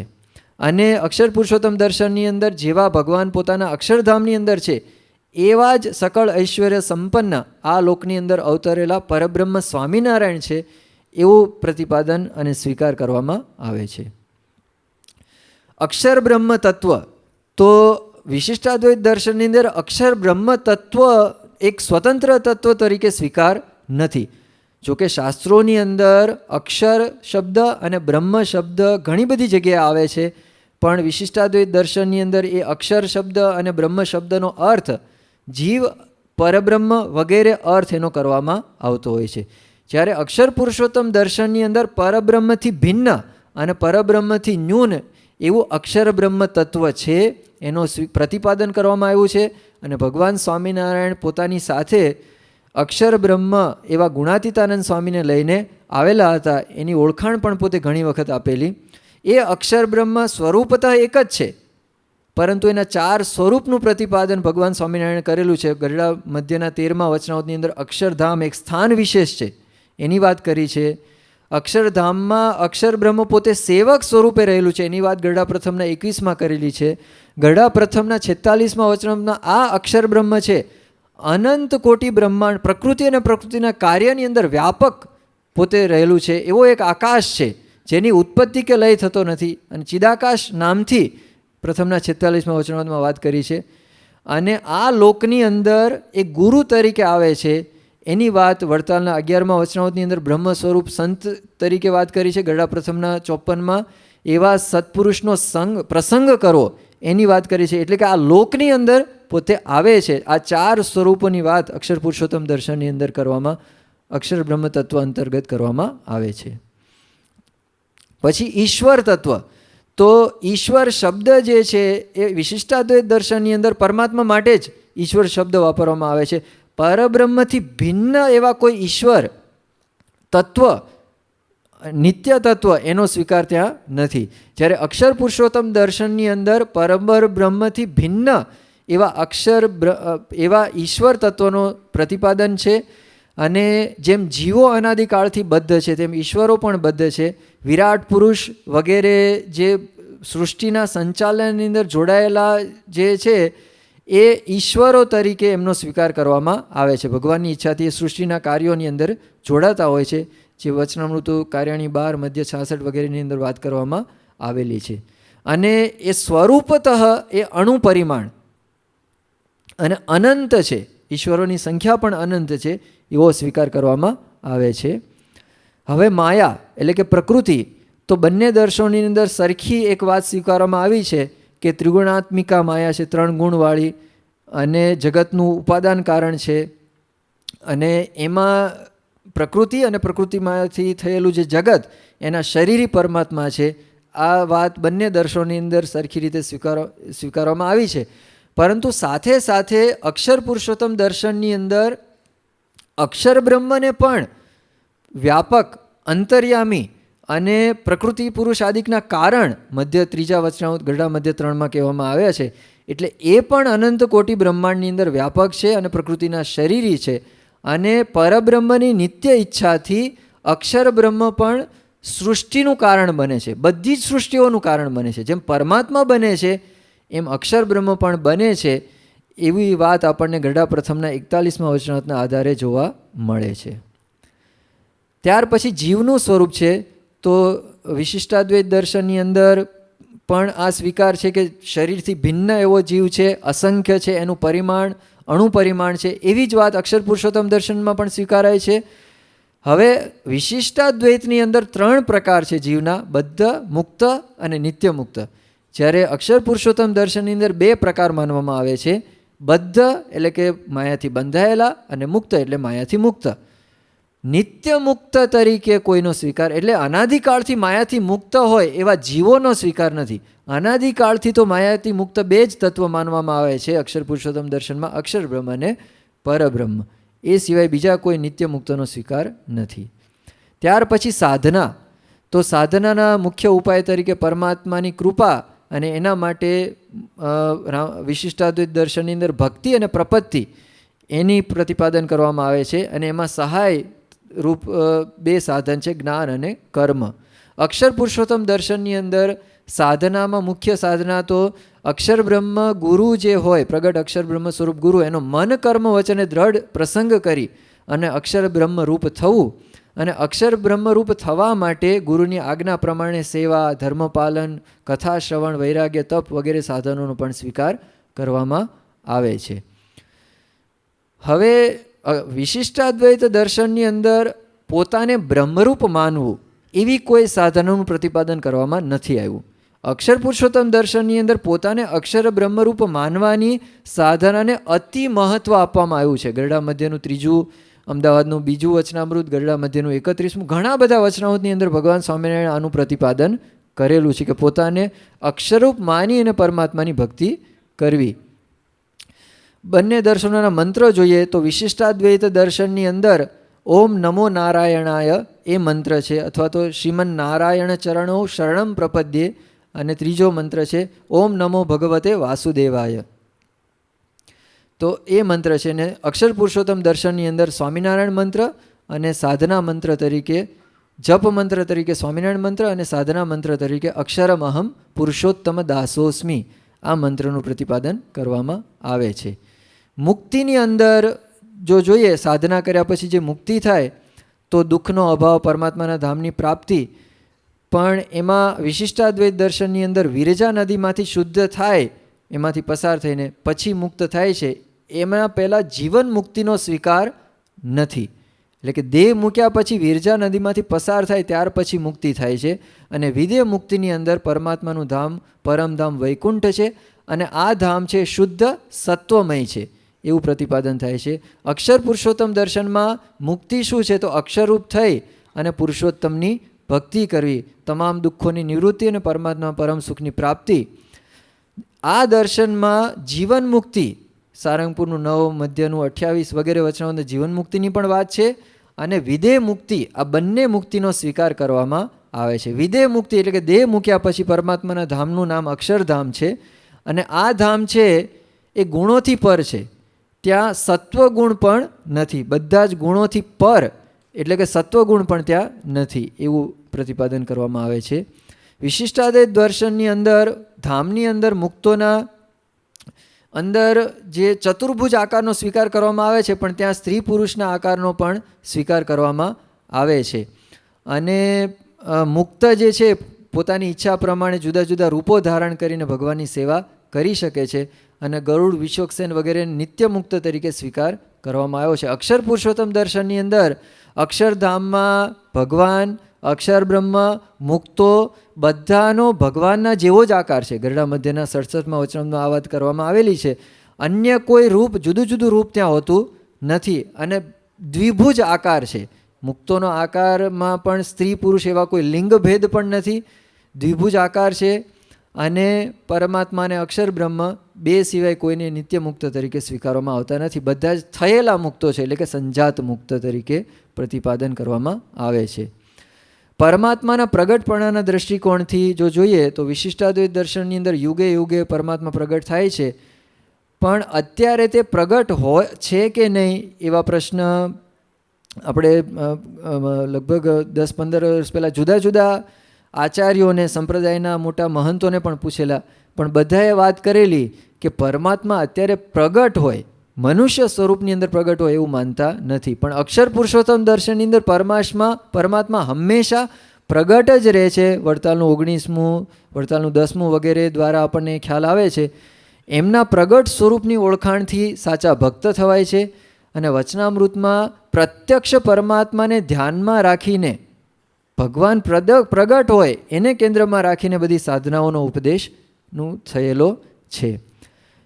ત્યાર પછી સાંપ્રદાયિક રીતે જો તિલક જોઈએ તો વિશિષ્ટાદ્વૈતની અંદર ઉર્ધ્વપુંડ્ર તિલક કરવામાં આવે છે. અને અક્ષર પુરુષોત્તમ દર્શનમાં તિલક ચાંદલો જે આપણને અહીંયા દેખાય છે. મંદિરો પણ કેવા પ્રકારના હોય છે એ આપણે અહીંયા જોઈ શકીએ છીએ. ત્યાર પછી સાંપ્રદાયિક સંબંધો, વિશિષ્ટાદ્વૈત સંપ્રદાય અને અક્ષર પુરુષોત્તમ સંપ્રદાય, એની અંદર સાંપ્રદાયિક સંબંધોની અંદર જોવા જઈએ તો 2005માં તોતાદ્રીના જે મુખ્ય જીયર સ્વામી એ ત્યાં દિલ્હીની અંદર આવેલા અને એમણે પ્રવચન પણ કરેલું. પ્રમુખ સ્વામી મહારાજ એમને ખૂબ પ્રેમથી મળે છે અને એમને હારતોરાથી સ્વાગત કરેલું. એમણે પણ બાપાનું સન્માન કરેલું. તો એ આપણને અહીંયા જોવા મળે છે. હમણાં જ શતાબ્દી મહોત્સવ થયો ત્યારે ચિન્ના જીયર સ્વામી, જે બહુ જ મોટા અત્યારે વર્તમાન યુગના એક મોટા સંત ગણાય છે વિશિષ્ટાદ્વૈત સંપ્રદાયના, એ પોતે ત્યાં આવેલા અને પોતે પ્રવચન પણ કરેલું. અને ત્યાં સ્વામી મહંત સ્વામી મહારાજ અને ચિન્નાજીયર સ્વામીજી આરતી ઉતારે છે એવો આપણને દર્શન થાય છે. અને સ્ટેચ્યુ ઓફ ઇક્વાલિટીની જ્યારે આ વાત આપણે કરી, ત્યાં પણ મહંત સ્વામી મહારાજ 2018ની સાલમાં ચિન્નાજીયર સ્વામીની જ બહુ જ ઈચ્છા હતી કે સ્વામી અહીંયા આવે. સ્વામી ત્યાં હૈદરાબાદ ગયેલા ત્યારે એમને એવી ઈચ્છા થયેલી અને સ્વામી એમની ભાવનાને, એમના ભાવને વશ થઈ અને ખૂબ જ દાખલો કરી અને ત્યાં પોતે ગયેલા અને બધું દર્શન પોતે ત્યાં કરેલા. તો આ રીતે આપણને ખ્યાલ આવે છે કે વિશિષ્ટાદ્વૈત દર્શન અને અક્ષર પુરુષોત્તમ દર્શનમાં સામ્ય પણ છે અને વિલક્ષણતા પણ છે. અને અત્યારે દુનિયાભરના વિદ્વાનો એવું પ્રતિપાદન પણ કરે છે કે ભગવાન સ્વામિનારાયણ દ્વારા પ્રબોધિત દર્શનને અક્ષર પુરુષોત્તમ દર્શન નામાભિધાનથી ઓળખવું જોઈએ. અને અદ્વૈત, વિશિષ્ટાદ્વૈત, દ્વૈત, દ્વૈતાદ્વૈત, શુદ્ધાદ્વૈત, અચિંત્ય ભેદાભેદ એ બધા દર્શનો કરતાં અક્ષર પુરુષોત્તમ દર્શન ભિન્ન છે એવું પ્રતિપાદન પોતે કરતા હોય છે. સારાંશ રૂપે આજના પ્રવચનના વિષયો જોઈએ તો રામાનુજાચાર્યજીનો જન્મ એ ચેન્નાઈ નજીક શ્રી પેરુમુદુરમાં થયેલો અને એ પોતે વિશિષ્ટાદ્વૈત મતના પ્રવર્તક હતા. ભક્તિ પરંપરા ઉપર ખૂબ જ ઊંડો પ્રભાવ એમનો રહેલો છે. કાશ્મીર યાત્રા કરીને બોધાયન વૃત્તિ શોધી અને એના આધારે બ્રહ્મસૂત્ર ઉપર શ્રી ભાષ્ય પોતે લખેલું ને પછી આખો સંપ્રદાય પ્રવર્તાવેલો. 120 વર્ષ સુધી પોતે જીવિત રહી અને તિરુચિરાપલ્લી એટલે શ્રીરંગમાં પરમપદ પામ્યા હતા. અત્યારે પણ એમના સમાધિ સ્થાન ઉપર ત્યાં રંગનાથ મંદિરની અંદર સમાધિ મંદિર છે અને એમાં એમની જે મૂળ શરીરને સાચવવામાં આવેલું છે, ત્યારથી લગભગ 1000 વર્ષ ઉપર થઈ ગયું પણ એને સાચવી રાખવામાં આવેલું છે આ રીતે દર્શન માટે એમના મંદિરમાં. અને દર 2 વર્ષે કપૂર, કેસર અને ચંદનનો લેપ કરવામાં આવે છે. બીજી કોઈ ટ્રીટમેન્ટ કરવામાં આવતી નથી. તો આ રીતે આ એમનું જોયું. અને બીજું એ વાત પણ આપણે જોઈ કે બધા દર્શનોની જે સામ્યતા અને એમાં પણ અક્ષર પુરુષોત્તમ દર્શન અને વિશિષ્ટાદ્વૈતની વિલક્ષણતા એ પણ આપણે જોઈ. અને રામાનુજાચાર્યના જીવનમાંથી આપણને જે વાતો શીખવા મળે છે, તો ભગવાન, સંતો અને બધા જ આચાર્યોને આપણે પ્રાર્થના કરીએ કે રામાનુજાચાર્ય જે ભક્તિનું પ્રતિપાદન કર્યું, પ્રપત્તિ એટલે કે શરણાગતિ, દાસત્વ ભગવાનનું, કિંકરતા, એવો ભાવ આપણા સર્વેના જીવનમાં આવે. એ જ ભગવાન સ્વામિનારાયણ અને સર્વે આચાર્યો અને સંતોના ચરણોમાં પ્રાર્થના. શ્રી સ્વામિનારાયણ ભગવાનની જય. સ્વામિનારાયણારંભા યજ્ઞપુરુષ મધ્યમામ મહંત સ્વામી પર્યંતામ વંદે ગુરુ પરંપરામ. અખિલ ભુવન જન્મ સ્થેમ ભંગાદિલીલે પ્રણત વિવિધ જંતુ વ્રાત રક્ષેક દક્ષે શ્રુતિ શીર્ષિદીપ્તે બ્રહ્મણી શ્રીનિવાસે ભવતુ મમ પરસ્મિન ક્ષેમુષી ભક્તિરૂપા. આપણે જોઈએ કે વિશ્વ ગ્રંથાલયનો પ્રાચીનતમ ગ્રંથ ઋગ્વેદ છે, વેદ છે. અને ત્યાર પછી બધો વૈદિક સાહિત્યનો વ્યાપ થયો છે. એમાં પૂર્વ મીમાંસાના 16 અધ્યાયો છે. અને એમાં અર્થધર્માનુશાસનથી શરૂ કરી કર્મકાંડ પ્રચુર છે કે પુત્ર કામો જ્યોતિષ્ઠો મેં ને યજેત. એવી રીતે કોઈ કામનાઓ માટે જુદા જુદા બધા યજ્ઞોની આ વાતો એની અંદર આવેલી છે. અને એમાં સોમયજ્ઞ, અશ્વમેધ યજ્ઞ, રાજસુ યજ્ઞ વગેરે વગેરે. હવે એમાં પશુ હિંસા બળી. હવે તમે જુઓ કે સમગ્ર ભારત વર્ષમાં યજ્ઞ યજ્ઞ યજ્ઞ ચાલ્યા કરતો. અને એમાં રાજસી તામસી યજ્ઞો બધા થતા. અને આ પરિસ્થિતિમાંથી બૌદ્ધ ધર્મ એ પ્રગટ થયો. અને એને યજ્ઞની હિંસા સાથે વિરોધ હતો. પરંતુ જેમ કહે છે નાળ કરતાં ગળું થઈ જાય એના જેવું થયું કે એમણે એની યજ્ઞ હિંસાના નિષેધની સાથે સમગ્ર વૈદિક ધર્મનો નિષેધ કરી નાખ્યો. જ્યારે ભગવાન સ્વામિનારાયણની વિશેષતા એ રહેલી કે I come not to destroy but to harmonise, કે હિન્દુ ધર્મની ફૂલવાડીના ફૂલ ક્યારાની ભાંગેલી ફાળોને હું સમારવા આવ્યો છું, કોઈ નાશ કરવા માટે નહીં. એમણે બધા અંગોને સમારવાનું જ કામ કરેલું. કે તમે જુઓ યજ્ઞ હિંસા એની જગ્યાએ હિંસક યજ્ઞો કરી દીધા. પછી એમણે જોયું કે અમુક સંતોમાં જે ગાંજો ને ભાંગ ને બધું થયેલું, એની જગ્યાએ નિર્વ્યસનીને કંચનકામિનીના ત્યાગી સંતો કરી દીધા. જે સતી થવાની જગ્યાએ સાંખ્યોગી બાઈઓનું અલગ વિભાગ કરી આપ્યો આપણને. દોરા ધાગા માદળિયાની જગ્યાએ એમણે શરણાગતિની એક કંઠી જ રાખી. એટલે એવા ઘણા બધા ઉત્સવોની અંદર બધી ઘણી પ્રકારની અશ્લીલતા હતી, એની જગ્યાએ સમયાનું રૂપ આપ્યું. એટલે એમની એ વિશેષતા રહી. હવે આ બુદ્ધ ધર્મ એ સમગ્ર આખા હિન્દુસ્તાનની અંદર એ વ્યાપી ગયો. અને એમાં વૈદિક ધર્મનો નિષેધ થયો, નાસ્તિકવાર પ્રવર્ત્યો. આવા સંજોગોની અંદર શ્રીમદ શંકરાચાર્યજી પ્રગટ થયા. અને એમનો ફાળો એ રહેલો કે હિન્દુ ધર્મની પુનઃ જાગૃતિ કરવા માટે ખૂબ એમણે વિચરણ બધું કર્યું.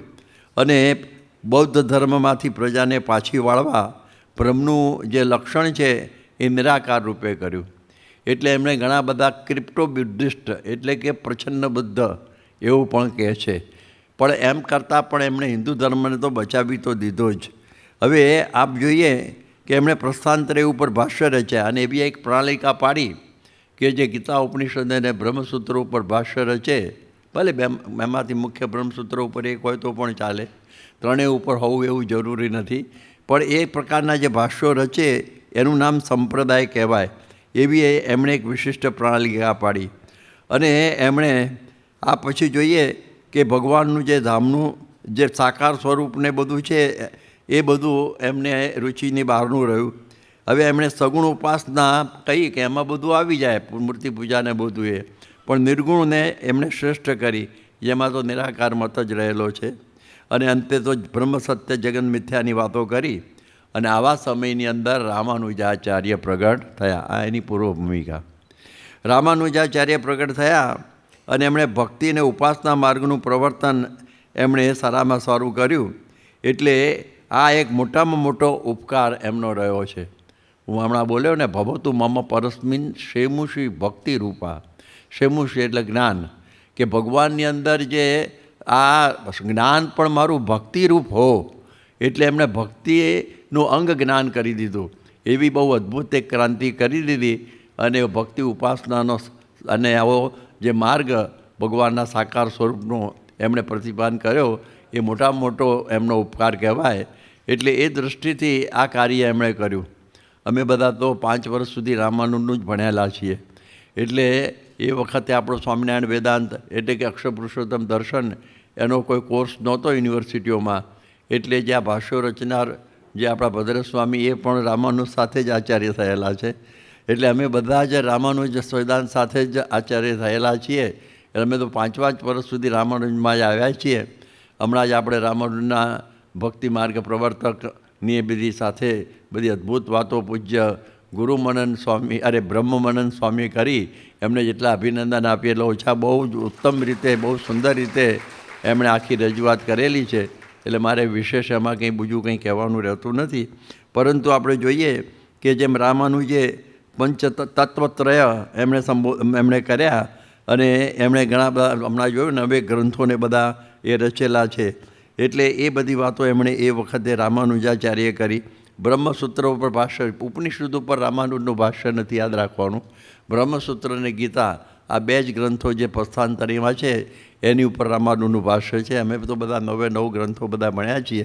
અમને બધા 5 વર્ષ સુધી આ જ બધું ભણાવવામાં આવતું હતું. હવે આ બધા ભાષ્યોમાં ઉત્તમ ભાષ્ય કયું એવી એક ચર્ચા ચાલેલી પંડિતોમાં. ત્યારે જ્યોર્જ થીબો જે બહુ જ મોટા જર્મન વિદ્વાન, એમણે એનું આ ભાષાંતર કરેલું રામાનુજના શ્રી ભાષ્યનું. અને એ કહેતા હતા કે જે રામાનુજને બ્રહ્મસૂત્ર જેટલા અનુકૂળ છે એવા આગળના આચાર્યોને નથી, એવી બધી વાતે કરતા. એટલે એ પ્રમાણે આ રીતનો વાત છે. હવે આપણે બધા જોઈએ કે ભગવાન સ્વામિનારાયણ એમણે આ રામાનુજનો જે ભક્તિ માર્ગ એને પસંદ કરેલો છે. કારણ કે એમાં ઉપાસનાનું રક્ષણ થાય છે. એટલે એ પ્રકારની વાત છે. હવે કોઈક વખત એવું બધા પંડિતો સમજતા, જ્યારે બધા સ્વામિનારાયણીય સંતો બધા જ્યારે કાશીમાં અને દક્ષિણના ભાગોની અંદર અભ્યાસ કરવા માટે જતા, ત્યારે બધા પંડિતોની સજ્જડ એ જ માન્યતા હતી કે તો રામાનુજનો ફાંટો છે. સ્વામિનારાયણ સંપ્રદાય એ રામાનુજનો ફાંટો છે. એવી રીતની વાતો એ બધા કહેતા હતા. પણ તમે જુઓ કે ફાંટો નથી, એ કંઈક જુદી જ વાત છે. અને પછી જ્યારે એમણે આ આપણું જે અક્ષર પુરુષોત્તમ દર્શન એનો જ્યારે અભ્યાસ કર્યો કાશી વિદ્વત પરિષદે, અને એમને થયું કે આ તો એક વિશિષ્ટ દર્શન આપણને પ્રાપ્ત થયું બહુ વર્ષો પછી. એટલે આપણે જોઈએ કે વિશિષ્ટ દર્શન સ્વામિનારાયણ ભગવાને એ પોતે આપેલું છે. ભગવાન સ્વામિનારાયણે પોતાનો તાત્વિક સિદ્ધાંત ઘટડા મધ્ય પ્રકરણના 3જા વચનાંત ઉપર 10 જ લીટીમાં આપેલો છે. એ 10 લીટીમાં આખો સિદ્ધાંત આખો સમય જાય છે. અને મારી જે થીસીસ છે અક્ષર બ્રહ્મ પરબ્રહ્મ દર્શન, એની અંદર પણ આ જ મુખ્ય હેતુ, મોટો ઓફ ધ થીસીસ એ આ સિદ્ધાંત સુધામાં આ વચનામૃત જ છે. અને એમાં એ જ વાત આવે છે કે બ્રહ્મ છે એ કેવું છે, એ નિરંશ છે, નિર્વિકાર છે, વિકારને પામે નહીં, અંશ થાય નહીં. અને બ્રહ્મને સર્વરૂપ કહે છે. એનું તો એમ સમજવું જોઈએ, બ્રહ્મ છે પ્રકૃતિ પુરુષો આદિકના સર્વના કારણ છે. જો પ્રકૃતિ પુરુષ સુધીના, એટલે એ તત્સેવા અક્ષરસ્ય પ્રશાસને ગાર્ગી સૂર્યા ચંદ્રામસો વિધૃતવ તિષ્ઠતઃ, એ વાત આવી ગઈ. એટલે પ્રકૃતિ પુરુષ સુધીના બધા કારણ છે, આધાર છે. અને સર્વને વિશે અંતર્યામી શક્તિએ કરીને વ્યાપક છે. અને કારણ આધારને વ્યાપક હોય, કાર્ય થકી પૃથક ના હોય, એમ સમજીને બ્રહ્મને સર્વરૂપ કહે છે. પણ બ્રહ્મ જ વિકાર પામીને ચરાચર જીવરૂપે થઈ ગયા નથી. અને મુખ્ય હવે વાત કહે છે એ આવું જે બ્રહ્મ, એના થકી પરબ્રહ્મ જે પુરુષોત્તમ નારાયણ તે નોખા છે. બ્રહ્મના પણ કારણનો અર્થ યોગી બાપા અહીં કરતા નિયંતા, આધાર છે, પ્રેરક છે, એમ સમજીને પોતાના જીવાત્માને એ બ્રહ્મ સંગાથે એકતા કરીને પરબ્રહ્મની સ્વામી સેવક ભાવે ઉપાસના કરવી, એવી રીતે સમજે ત્યારે બ્રહ્મ જ્ઞાન છે તે પણ પરમપદ પામ્યાનો નિર્વિઘ્ન માર્ગ છે. આ ફકરાની અંદર શરૂઆતમાં એમ આવે છે કે બ્રહ્મ જ્ઞાનનો માર્ગ છે. એમાં તો એમ સમજવું, જો બ્રહ્મ જ્ઞાનનો માર્ગ છેલ્લે પણ એમ કહે છે કે આમ સમજે ત્યારે બ્રહ્મ જ્ઞાન એ પરમપદ પામ્યાનો નિર્વિઘ્ન માર્ગ છે. હવે તમે જો વાતો કરે છે બ્રહ્મજ્ઞાનની, પણ એમાં પરબ્રહ્મ આવી ગયા અને બ્રહ્મે આવી ગયા. એ બ્રહ્મ સાથે એકતા કરવાની વાત આવી અને સ્વામી સેવક ઉપાસના કરવાની વાત આવી. એટલે આખો આ સિદ્ધાંત આમાં આવી જાય છે. એટલે આપણે બધું જોઈએ કે રામાનુજનો જે શરીરી ભાવ, રામાનુજનો જે આ પ્રમાણે સ્વામી સેવક ભાવ, શિષ્ય ભાવ, એ મહારાજને બહુ પસંદ પડેલો. એટલે કે એ બરાબર છે. એટલે એટલો ભાગ એમણે આમાં લીધેલો છે. હવે આપણે જોઈએ કે આ પ્રમાણે આજે એને શ્રી સંપ્રદાય કહે છે. શ્રી એટલે લક્ષ્મીજી કહે છે. એ પ્રકારનો સંપ્રદાય એ રામાનુજનો કહેવાય છે. અને આલવારોની વાતો પણ બહુ અદ્ભુત અંદર આપણને રજૂઆત થઈ, હમણાં બહુ સારી રીતે કરી કે બધા ભગવાનની ભક્તિમાં નિમગ્ન રહેનારા બધા આલવારો હતા. એની વાત પૂજ્ય બ્રહ્માનંદ સ્વામીએ બહુ સારી રીતે કહી. પછી જે આચાર્ય માર્ગ આવ્યો એની અંદર નાથ મુનિ યામુનાચાર્ય અને રામાનુજાચાર્ય જે પ્રસ્તુત વિષય છે એમની બધી વાતો પણ બહુ સુંદર થઈ. અને આપણે જોયું કે એ રામાનુજ તો 2017માં જ પ્રગટ થયેલા છે. અને આ પ્રકારે આવી રીતે એમણે પ્રગટ થઈને આ ભક્તિ માર્ગના માટે જ અહીં પૃથ્વી ઉપર આવ્યા હોય એવી રીતનું આ કાર્ય એમણે બહુ સુંદર રીતે કરેલું છે. અને પોતાના ગુરુની પ્રતિજ્ઞા એમણે પૂર્ણ કરી શ્રી ભાષ્ય રચ્યું. બહુ અદ્ભુત શ્રી ભાષ્ય છે. અને એમાં આ બધા પ્રશ્નો અંદર મૂકે અને બધા એનું નિરાકરણ બધા અદ્વૈતનું કરવામાં આવેલું છે. અને બીજી વિશેષતા એ હતી કે રામાનુજ આભટ શેઠમાં કંઈ માનતા નહોતા, આલવારો પણ કોઈ માનતા નહોતા. અને સ્ત્રી પુરુષને સ્ત્રીઓને ભગવાનના માર્ગનો અધિકાર નથી એવું એ માનતા નહોતા. એટલે એ દૃષ્ટિથી આ એક બહુ મોટી સારી વાત થઈ. જે પોતે જ્યારે સ્નાન કરવા જાય ત્યારે બ્રાહ્મણનો હાથ પકડીને જાય ને સ્નાન કરીને આવે ત્યારે આ શૂદ્રનો હાથ પકડીને આવતા. એટલે એ દૃષ્ટિથી આ પ્રમાણે એમણે આ એક મોટી ક્રાંતિકારી વાત એ વખતે કરેલી. એટલા માટે હમણાં જોયું ને કે પૂજ્ય ચિન્નાજીયર સ્વામીએ સ્ટેચ્યુ ઓફ ઇક્વાલિટી કર્યું કે એમાં બધામાં વિદ્યા વિનય સંપન્ને બ્રાહ્મણે ગવિ હસ્તિની શુનિચેવ સ્વપાકે પંડિતા સમદર્શિન એવી પ્રકારને એ જોયું કે બધામાં ભગવાન બિરાજમાન જ છે. સમાખ્યમ પંડિતમ સર્વત્ર પશ્યંતિ તે પંડિતા. એ વાત એમણે બહુ સારી રીતે આપણને સમજાવી. હવે તમે જુઓ કે આ પ્રમાણે આ રામાનંદનું જીવન આપણને બહુ સુંદર રીતે આ એના તત્વ દર્શન સાથે ભક્તિ માર્ગ પ્રવર્તક કેવી રીતે હતા એ બધું આપણને પૂજ્ય બ્રહ્માનંદ સ્વામીએ સમજાવેલું છે. એટલે એની સાથે સાથે વિશેષ આપણે જોયું કે સ્વામિનારાયણીય જે તત્વજ્ઞાન છે, જે આપણું અક્ષર પુરુષોત્તમ દર્શન, એ કેવી રીતે રામાનુજથી ભિન્ન થાય છે. અને એ રામાનુજનો ફાંટો નહીં પણ એક સ્વતંત્ર દર્શન છે. એમણે કહ્યું, સરસ વાત કરી કે અમુક વસ્તુઓ ભક્તિ માર્ગની રૂએ બધી ઘણી બધી આપણે જોઈએ કે સમાન આવે છે, પણ અમુક વિશિષ્ટ બાબતો તો તદ્દન આપણા સંપ્રદાયને જુદો પાડી દે છે. અને આપણે આગળ કહ્યું કે દરેક સંપ્રદાય જુદા પડ્યા છે. એમનું કંઈક વિશિષ્ટ દર્શન, અદ્વૈત, વિશિષ્ટ અદ્વૈત, દ્વૈત, દ્વૈતાદ્વૈત, શુદ્ધાદ્વૈત, અચિંત્ય દ્વૈતાદ્વૈત, એવા બધા કંઈક સિદ્ધાંતોથી જુદું તો પડે જ છે. એટલે દર્શન જુદું જ કહેવાય. એવી રીતે આ સ્વામિનારાયણીય દર્શન પણ બહુ સુંદર રીતે એમણે બધું દર્શાવ્યું આપણને કે આપણા કેટલા મુદ્દાઓથી પરબ્રહ્મની બાબતમાં, અક્ષરબ્રહ્મની બાબતમાં, મુક્તિની બાબતમાં, જીવોની બાબતમાં કેટલી થોડું સામ્ય અને ઘણું બધું જુદું છે. એ આપણને બહુ સુંદર રીતે એમણે બહુ વિસ્તૃત રીતે સમજાવેલું છે. એટલે એમાં વિશેષ અહીં કહેવાનું છે નહીં. એટલે આપણે આટલું સમજવાનું કે રામાનુજાચાર્યનું બહુ જ મોટું પ્રદાન અહીં ભક્તિ માર્ગના પ્રથમ પ્રવર્તક તરીકે આ રહેલું છે. અને એના પછી બધા જે આચાર્યો થયા એ બધા ભક્તિ માર્ગના જ આચાર્યો થયા. પાછળના જે બધા થયા મેં હમણાં નામ ગણાવ્યા તે બધા ભક્તિ માર્ગના જ આચાર્યો થયેલા છે. કારણ કે ભક્તિ વગર કોઈ રીતે આપણું આ ઉપાસના ટકતી નથી. નહીં તો આપણે બધા જીવો જ બ્રહ્મ થઈ જાય તો પછી ભક્તિ તો આખી ઉડી જાય, ભગવાનનું ધામ ઉડી જાય, એનું બધું વિધિ નિષેધ બધું જતું રહે. એટલે ઘણી પ્રકારની મુશ્કેલીઓ બધી ઊભી થાય. એ બધું નિવારવાનું પ્રથમ કામ રામાનુજા કાર્ય કર્યું છે. એટલે આપણે એમને જેટલા આ પ્રમાણે આ અભિનંદન આપીએ, સંભાળીએ એ બધું ઓછું છે.